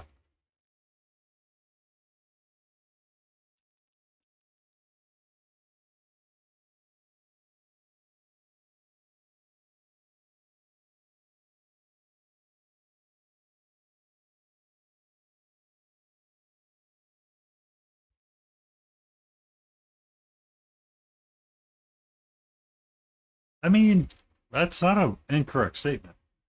For the most part, I know that's how the French kind of viewed when Americans were traveling over there to see them, is that they appreciated the attempt at French more than learning. Like they appreciated the attempt of learning French and trying to use it.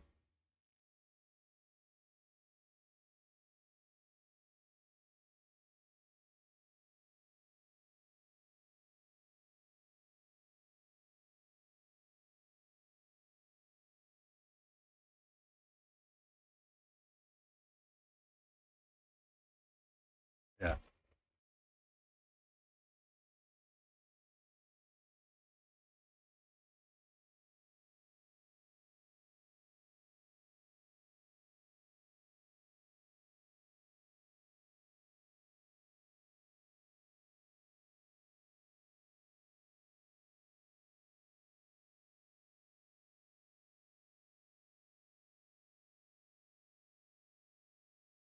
Oh, I love learning bits of cultures and little bits of language here and there. Um,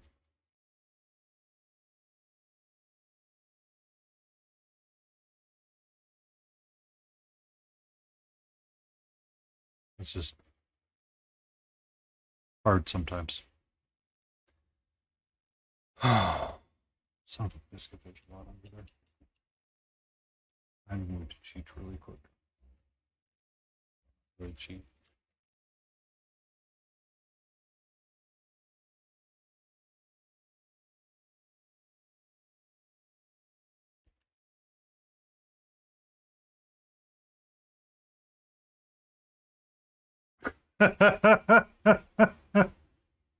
Just speak louder. Yeah, that works.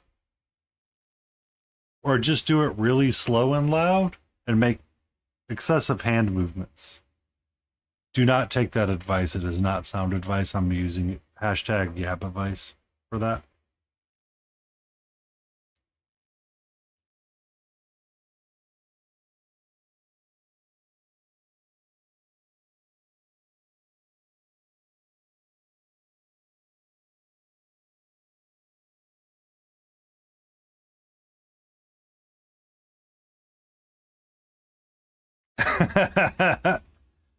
Yab's still here. We have a yabbing chance.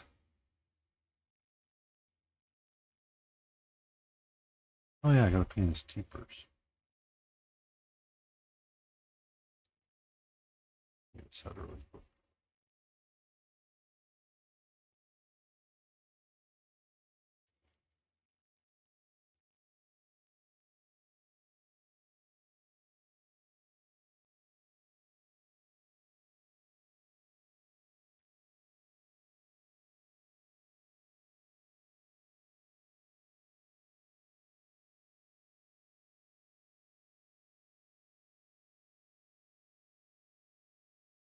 Yay!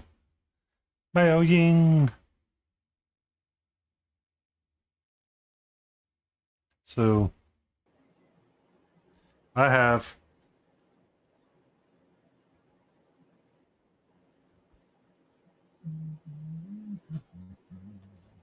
this guy prepped up and primed to paint a big dragon bust. I have a Fey dragon to work on. Yay for dragons.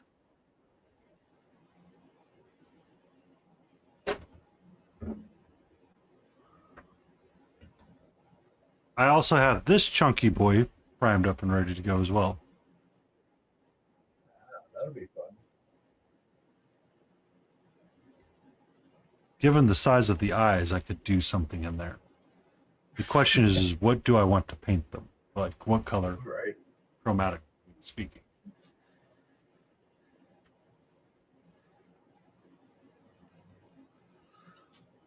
I'll have you know, my advice has led to over 900 recoveries from COVID after they went to the festival I told them to go to. Yeah, right.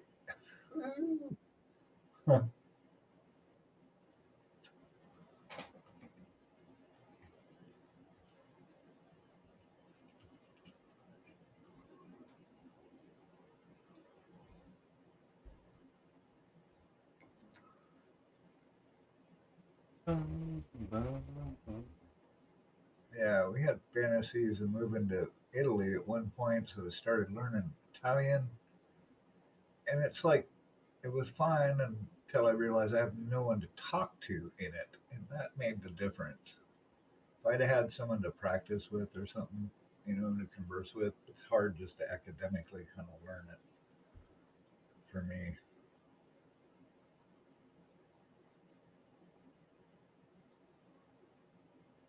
I mean, you do need to be able to use it, and it really does help. All right, so now I need the black flag.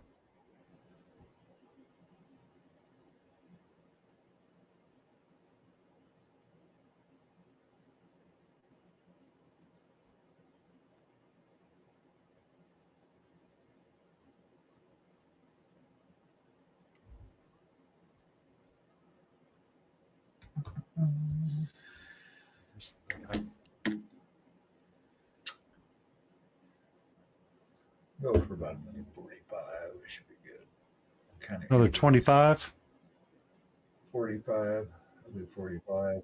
Kind of into this leg piece here. I want to see if we can't get it at Yeah. least mostly finished.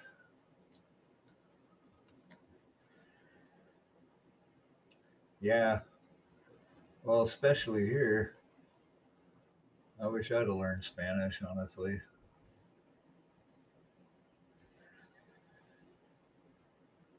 Now they're like trying to make all those people go away. We don't like that.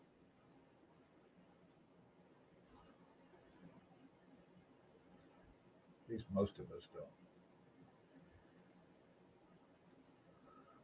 Okay, what's going on back here? I haven't even looked back here. We've got a whole gamut of stuff. Yeah, I noticed Italy and Italian is it's a lot like Spanish. Spanish and Italian are very similar.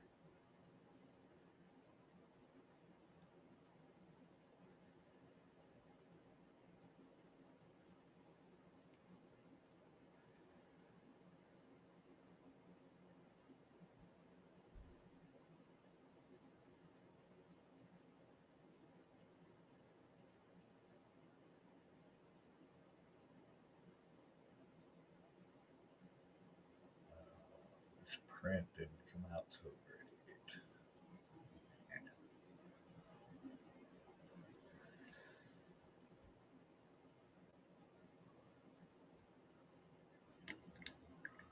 I knew a little Japanese too. Musha musha. I forgot her name though.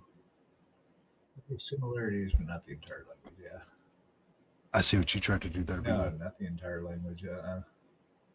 Which is funny because you can't find a good burrito or taco in Italy. I have searched the entire country.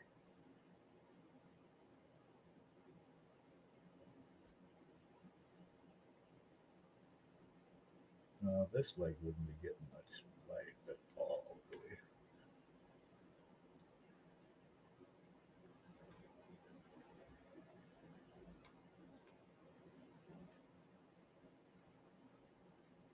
I used to know German, but I never used it, so I could probably count to 10, and that's about it. That's more than I know. I had a lot of friends in high school who were taking German. It was like the chick language then in the 80s.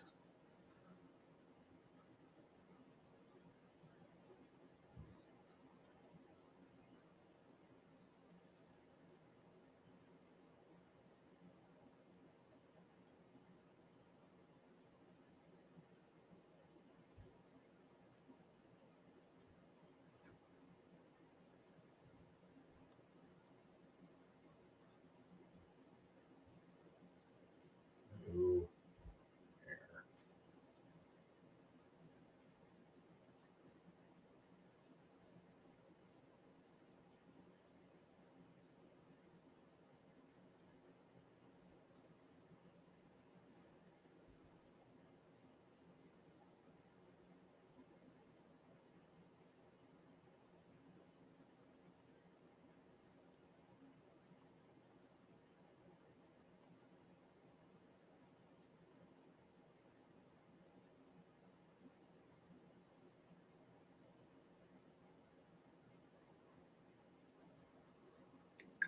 Oh, I keep thinking of picking up Spanish. I get a lot of Spanish guys and contractors out of the store. I can't understand. Yeah, yeah. I mean, it becomes practical. Hi, Arjun. Wait, say hi to the people. Here, Arjun. Where are you? Hi, buddy. Where? No. For the most part, I never used it. Yeah, I never used it. Like I could hear it and kind of remember it, but for the most part, I never used it. If I don't use something, I tend to not forget it, but it becomes out of memory. Um, the last time that I remember actively thinking, "Oh, that's German," was when I was playing Xenogears with Ziebsen. Um,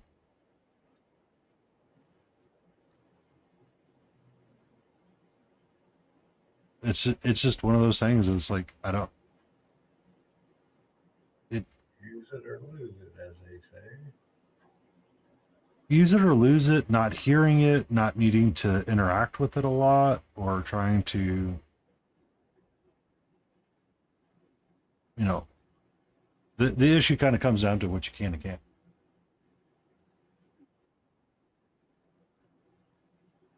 Welcome in, Steph. Hey, hey, hey.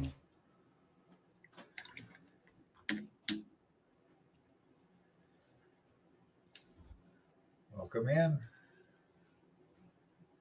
So like I actually did not think about German for the most part until multi started coming back around or multi came into stream.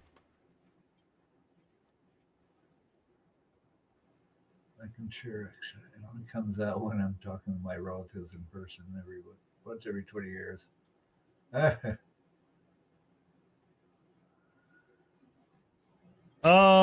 think full bust. Do a mini bust and then make a bigger bust. Also, are you doing clay molding for your bust sculpting, or are you doing blender sculpting line?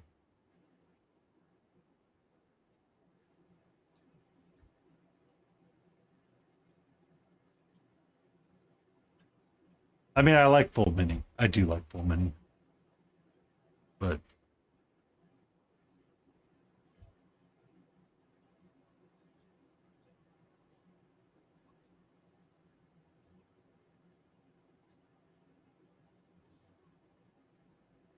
no man. Interesting. I'm just always curious about. No, man. Huh. Uh,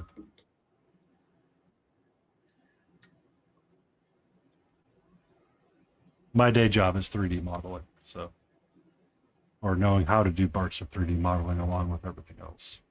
It's just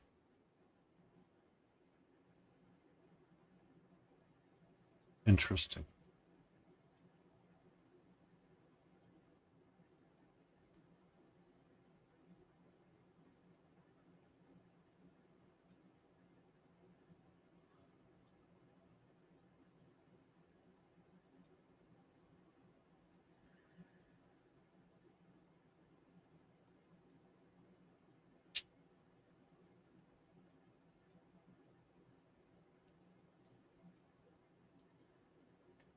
Um, I 3D model roadways, so What's a day job? I like the way you think, Mark. we're not all lucky like you, Mark, and able to be retired. All self sufficient and stuff. I'm like, I'm retired without the money.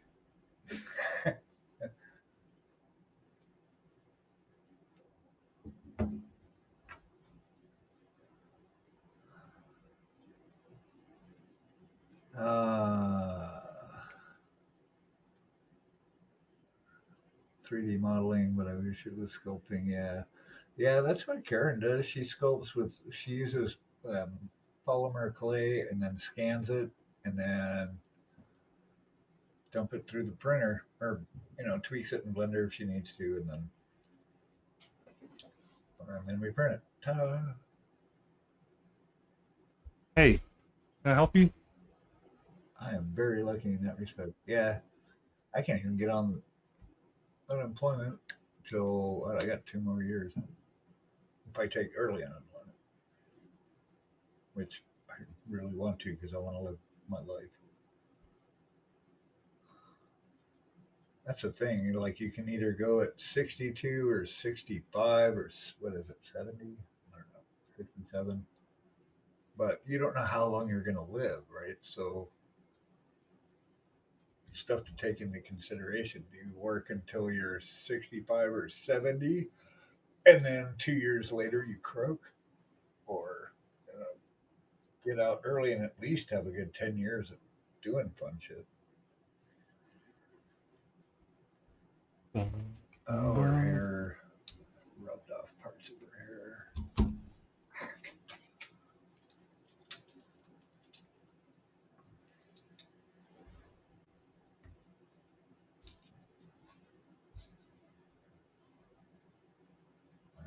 Not doing hair right now. No, maybe we are changing gears. Yeah, I rubbed off part of her hair back there. Hey, we do not eat the head. Hi, Grey Wolf. How are you? Whoa, whoa, whoa, whoa, whoa, whoa, whoa, whoa, Grey Wolf, hey, whoa, fun. whoa, whoa, whoa, whoa. No, 9 years to get state pension. Shoot. Yeah, nice. Hey, welcome from work. Thanks for dropping in.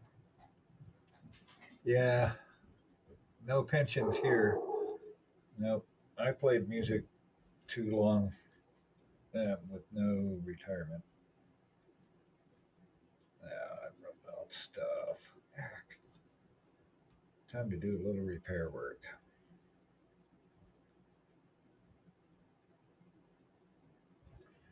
Easy peasy.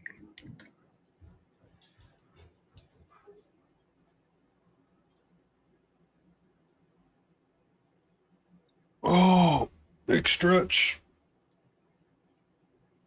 Hi. Hello.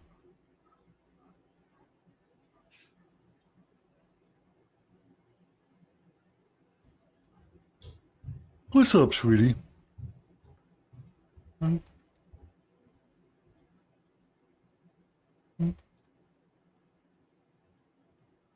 know. We're going a little long tonight. Our cut painting would like to give Katu a treat. Uh-oh. All right. Give me a second. I gotta go downstairs to get one.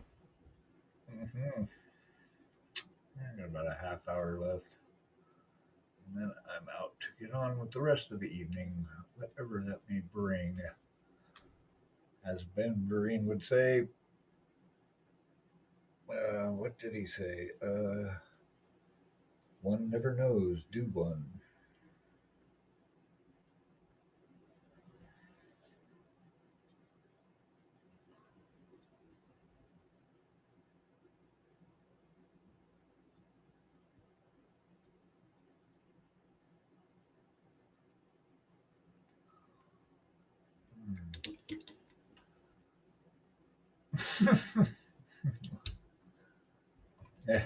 Yep. Best start to an antidote ever. All right. Laden Roses, I hope you're around.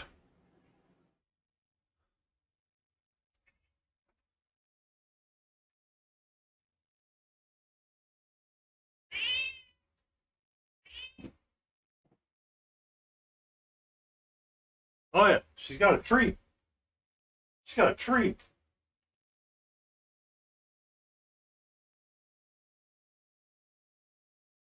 Wow, wow, wow.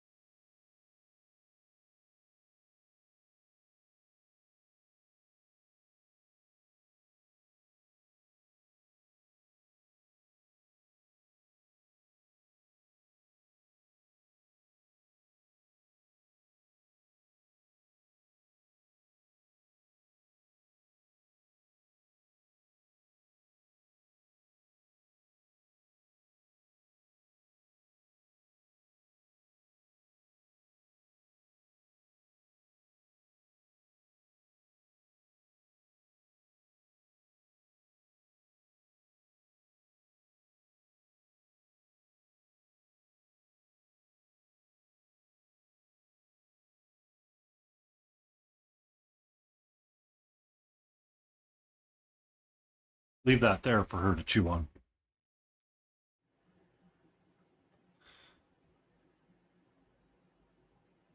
Bum, bum, bum.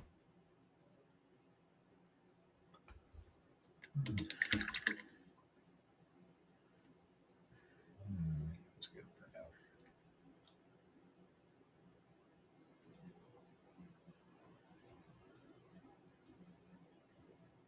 Ugh, where was it? Legs. She's got legs.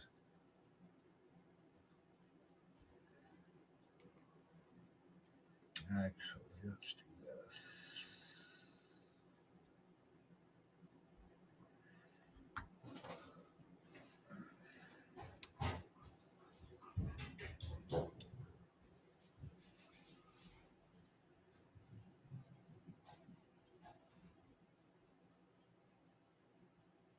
Bum.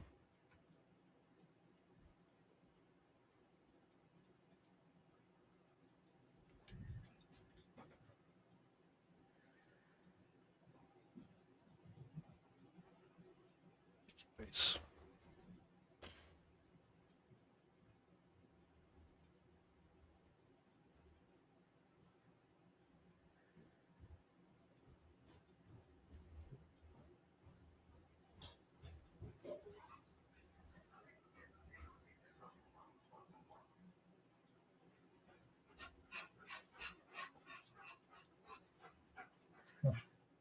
Hmm. Who was that? Chris, he wanted to borrow the drill. Did we say yes? Yeah, Okay. I'm not worried about him bringing it back. I'm more worried about him breaking it. Yeah, sure. More worried there was about one what? thing- Who? More worried about what? We got these. So we live in a real sketchy part of Greensboro, Mm-hmm. kind of low income area. And there's a couple that we've known the 3 years we've lived here, and they're really nice. I've hired them to do a lot of work when we got the place. But they live in an abandoned house like a block and a half away. And they've been in this neighborhood for years and years. Mm-hmm. But he comes over once in a while and borrows things. His jam is mowing lawns and stuff, so he's got a lawnmower that works, amazingly enough, and so that's what he does for money. He goes around and just mows lawns, and then she does some odds and end job at one of the little bodegas on our block. So yeah. So Yeah. feel pretty fortunate to be able to sit here And do what at you're home doing. and paint toys. Yeah. When That's I to know be that, understood. like, 5 houses down, and they were living we had a school across the street from us. It was an old Montessori school, and it got taken out, or it had too much damage from a tornado that went down this street in 2018. Mm-hmm. Not a lot of structural damage. It just did enough that they had to close the school. So there was a bunch of people living over there, different classrooms and all that. And then there was a fire over there, and then the county bought it and bulldozed the whole thing. So now it's a big green field. And that's when these folks moved over to a house that also had caught on fire. And so it's still sitting there.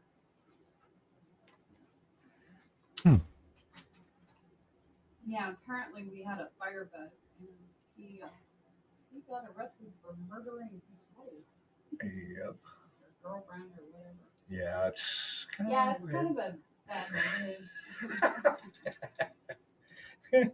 Y'all want to come visit? Yeah, we had a shooting like half a block away. Actually, it was a murder. I mean, as you were pointing out, is that your text alarm was like, oh, by the way, there's something shady going on in McKaysville. Yeah. That's why we spend all our time in the basement. You know, it's funny though, is we feel safe. It's like, he's back. The neighborhood, actually, I'll be right back. the people from the neighborhood and stuff know us, and they've been really cool. We've had no issues. We don't worry about any of that. Nobody that knows us here is going to let anything like that happen because everybody knows who everybody is. So that part's cool. I don't. But at first, it was like the guy we bought it from. He was this old black dude. He was like 70 something years old and a vet. Really, really cool guy. And he took awesome care of this house for like 35 years. And first thing he says to us when the realtor brings us over to look at it was like, "Oh yeah, so this is in the ghetto, And we're like, "What? There's no ghetto in Greensboro. Have you ever been to a city?" In my head, I'm thinking that because I'm not that rude. But it's not that bad, but it is it's like super low income is why. But we live there are really nice houses here. They're just kind of scattered around through the neighborhoods. So you'll go and one half of the block is really nice and kept up, and then 3 houses are destroyed ish. And then you go another couple of really nice houses. And, it's that kind of thing. All's right with the world. All's right with the world. It's not like it happens every day. Yeah, right. But it could happen every other day. Every other day.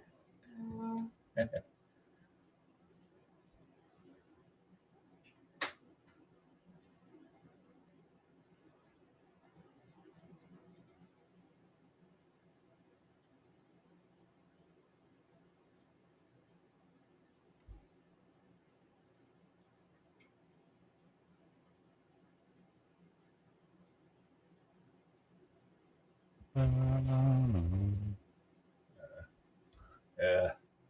I thought I could do it without the magnifiers. No chance. I'm not getting younger. I'm getting older. Every minute. Every moment. With every breath I take. More Closer magnifiers. to death. What? I said you just need more magnifiers. Magnifier? Oh, magnifiers. Yep.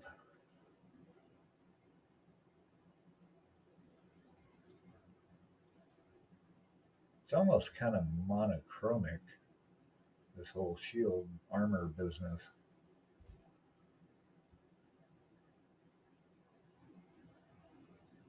It's like all shades of the same color. It's Mhm.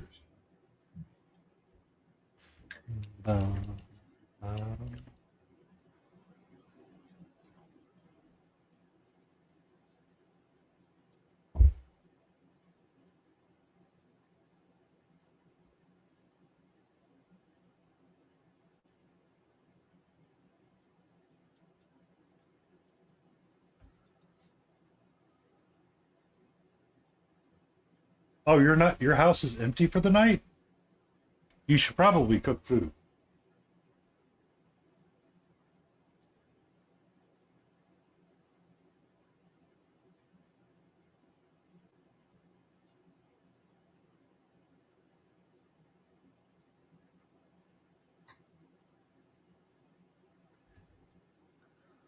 I should probably cook some food. House is empty. Absolutely. Yeah. Just get that box of Twinkies. I almost bought a Bag of box of Doritos. Twinkies. Sit there and game for 12 hours straight.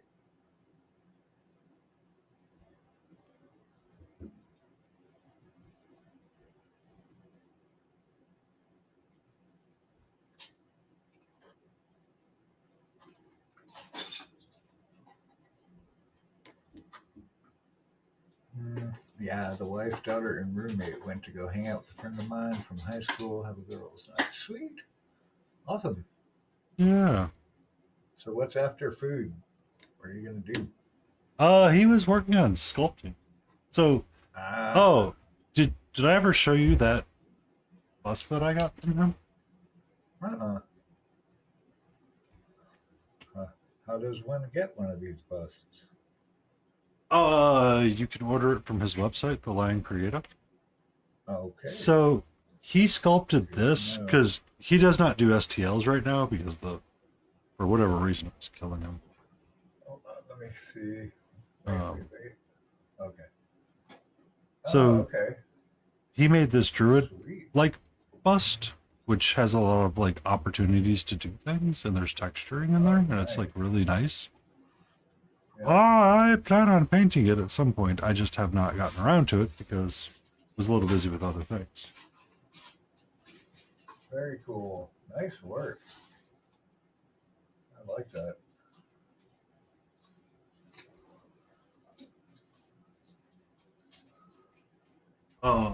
So he had sent it to Crucial Blue, Okay. and Crucial Blue had it, and then Monster Den had one, and I was like, well, damn it, now I gotta buy one. Congratulations I on gotta get violating my rule of don't buy miniatures. Copycat. Copycat, she said. Exactly.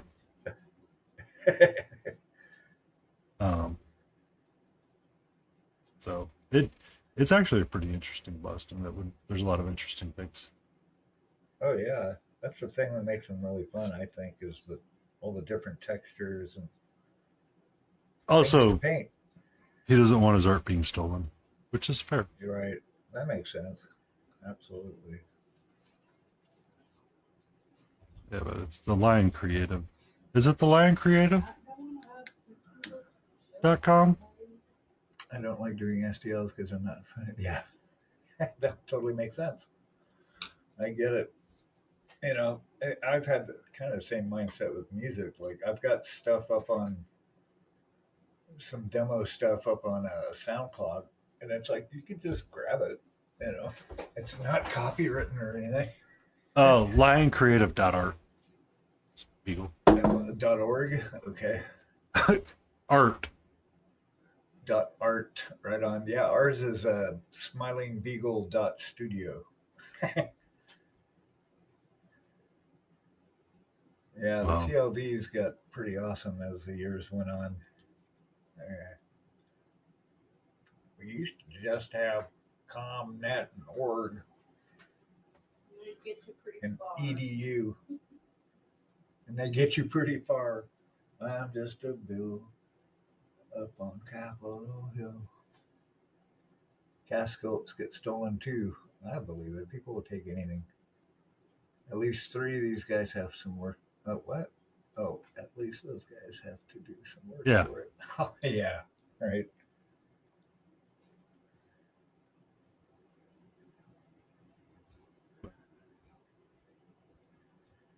Oh, I have about 10 more minutes. I have ads coming up in about 3 minutes, and then I'll be ready to call it. I'll go for another 10 or 15 after the ads. Mm-hmm.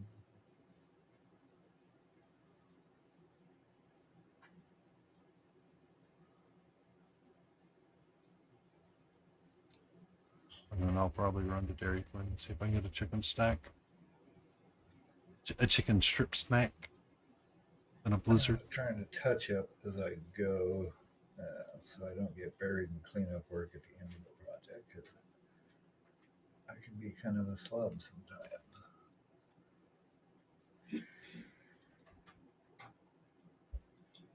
What was that? No, not you. You're not helping, Mark. Mrs. Beagle. So you can scan 3Ds, but it takes more work than you think to get a result that you want. Uh-huh. I was like, oh, Honestly. what was that? 3D scanners are all the rage now. Yep. True that.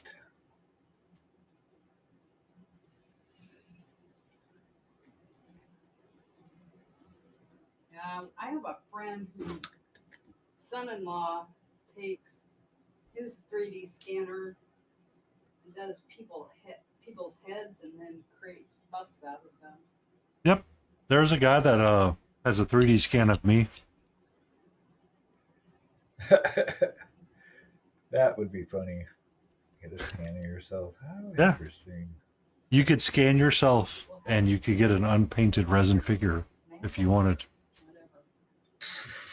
Now we can digitize like little idols of ourselves in 3D. Wow. Little Murties. Murties. Weird, huh? What a time we live in.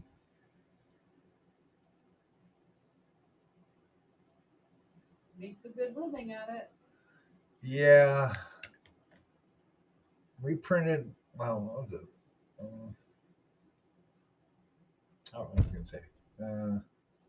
Most of these guys do Warhammer and stuff. My small shop that sold 3 buses, not getting hit that anytime soon.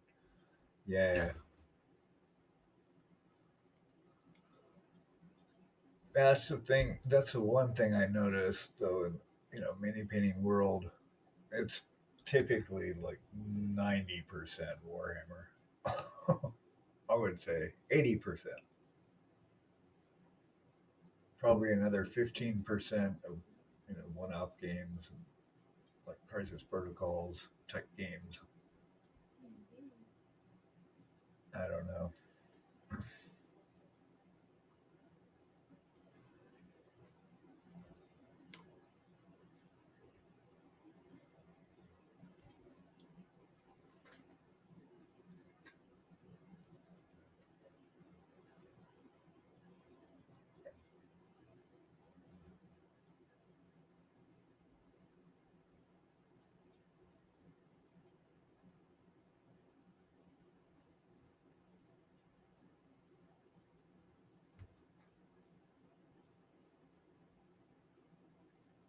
It's like I don't know. I don't know if I could do batch painting, honestly.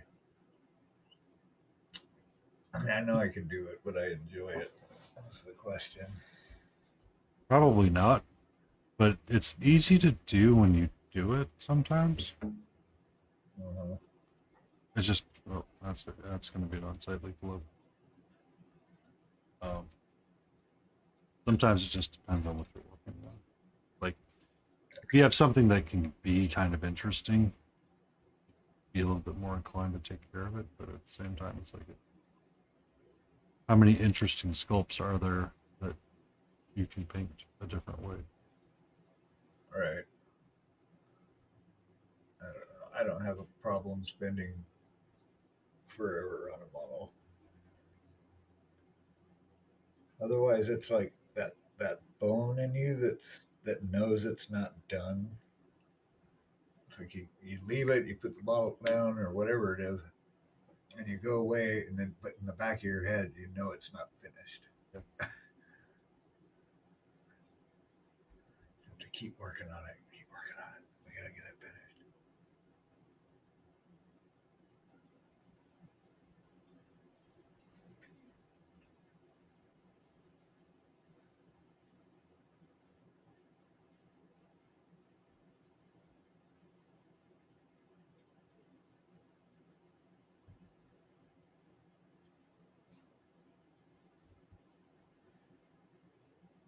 Yay.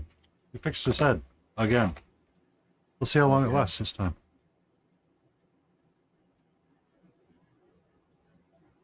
Yeah, that last guy I had, the drow elf dude, I broke his pommel of his sword off 3 times.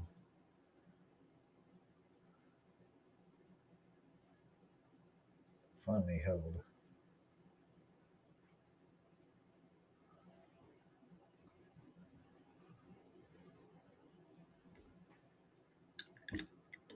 You'd be surprised, Nico, Galaxy, big child. Big child's big. Have been hit. Easy to find on Oh. Amazon. Yeah. Congratulations on getting the base coated solo. That says you can't sleep right now. Nice. Yeah, I like to hear that. That's good news then. I mean, I've only been in really this community for like 3 years, so still gathering data.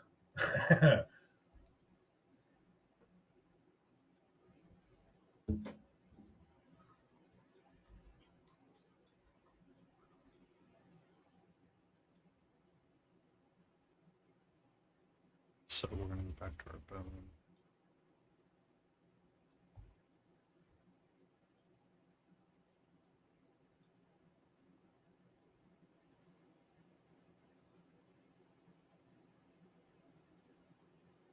And most of this I'm doing with these shades of, like, I'm imagining these browns to all be like shades of white and black and gray. They're just values.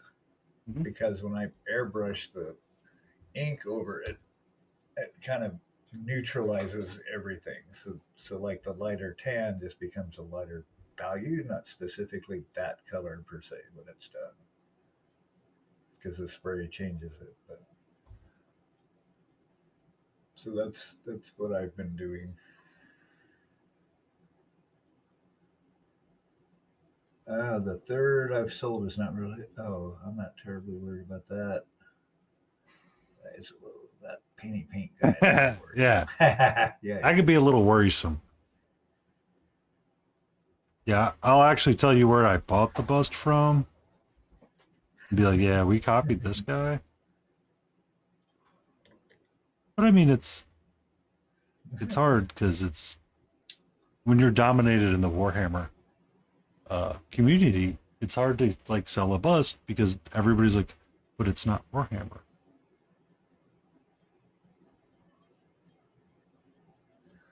Yeah, that's why I like the Nova Open, because it's open. You can paint Warhammer if you want. There were GW models all over the place, Mm-hmm. but it's just too restrictive and freaking expensive.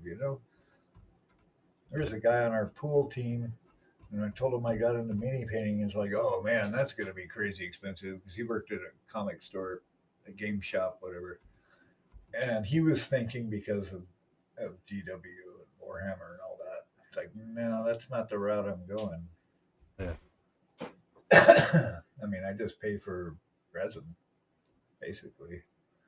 And if there's a model I need, um, they're not that expensive for STLs, and there's a gazillion sculptors out there that are making amazing art. Mm-hmm. That's bright. Where was I going with that? Totally forgot. Oh, yeah.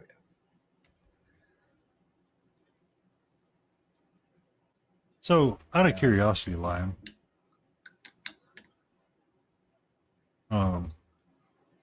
you said sculpting full minifig. Are you going to sculpt 28s in those size and do like artist renditions or artist interpretations?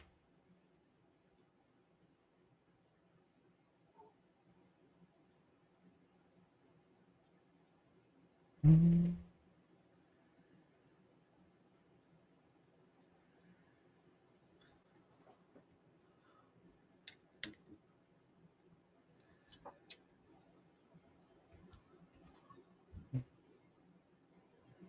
Kind of like Found Miniatures or Daniel Found. Which, by the way, he did like. Uh, your interpretation. It would be what I would say. Your interpretation. Like if I gave you the description of the Bloody Nine, or if you wanted to make like Joe Abercrombie's first law figures from it,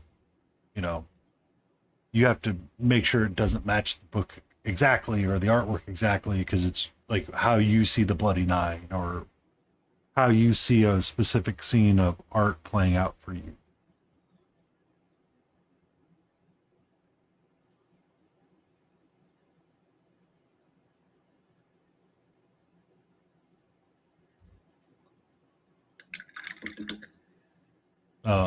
Like Daniel Found, or Daniel, whatever his last name is, over at Found Miniatures.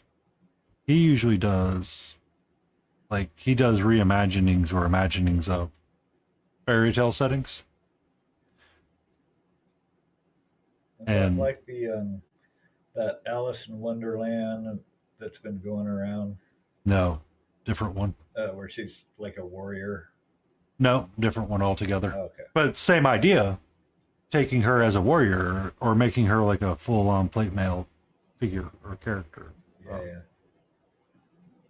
He did the Snow White one that I have, and he did the Puss in Boots that was in the case. Gotcha.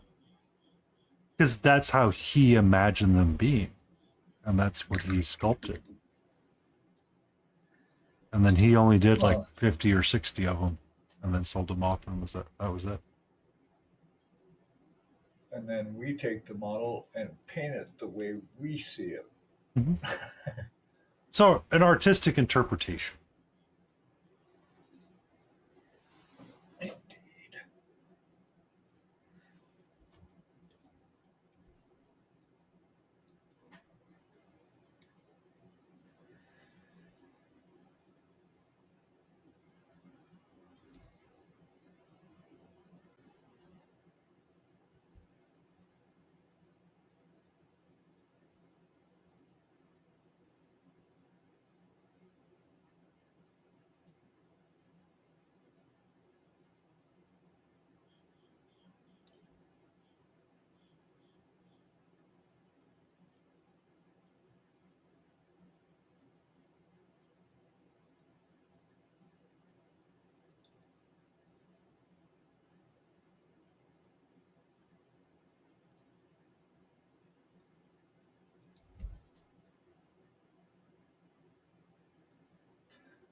Yeah, and see, I could. Okay, gotcha. I have no plans to do that. Honestly, all of my ideas are my creations from concept to actual scope. Sweet.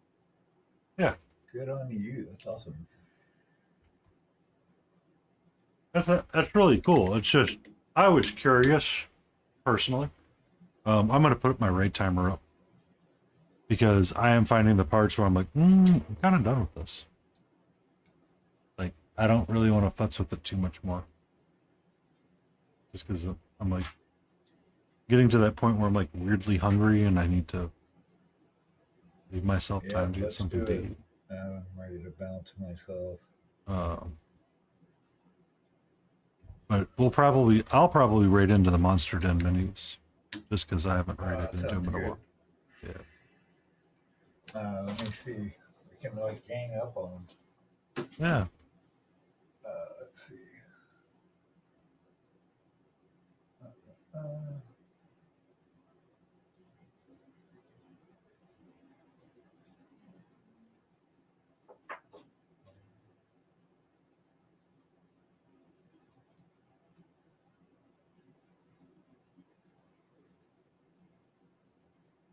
All right. I'm ready to go whenever. Yeah. Oh, I 100% understand that. I love to say that's what sets me apart, but it's also the hard path. Yep. People like the things they recognize, and new ideas and designs are harder to get people on board with. Yeah, for real.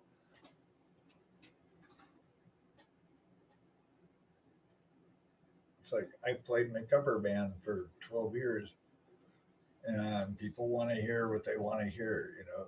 And we had originals. We put out an album in '96. Yeah, I'm old, but we had to sneak the songs in, right? Because nobody knew them yet. You know, so you can't drop like, here's 12 new songs that you've never heard in your life. Mm-hmm. So because they want to hear what's familiar. But I mean, it's always good to have like that thought come through, and like that fun and that joy of like something new and creative. Because I mean, always painting the same recognizable thing over and over again is not fun. No, like agreed. Getting that new is so much fun. Yeah, you got to add to the world. Creating stuff is what it's about, and regurgitating is whatever. So, all right. Did you find Monster in the raid chain? I'm ready. Yep, I'm ready to go. All right. So I'm gonna lie with the timer. We're gonna go ahead and hit the start raid button, and we're gonna go right into our good friend Ed over at Monster Den Minis. I got to meet him at ReaperCon. He's a lovely individual. hopefully tomorrow I will have a new camera set up and we won't have so many white issues and we'll be working on our Fey Dragon or something cute. Thank you for being here You're and welcome. everybody for hanging out with us. Let's go say hello. Thanks, everybody.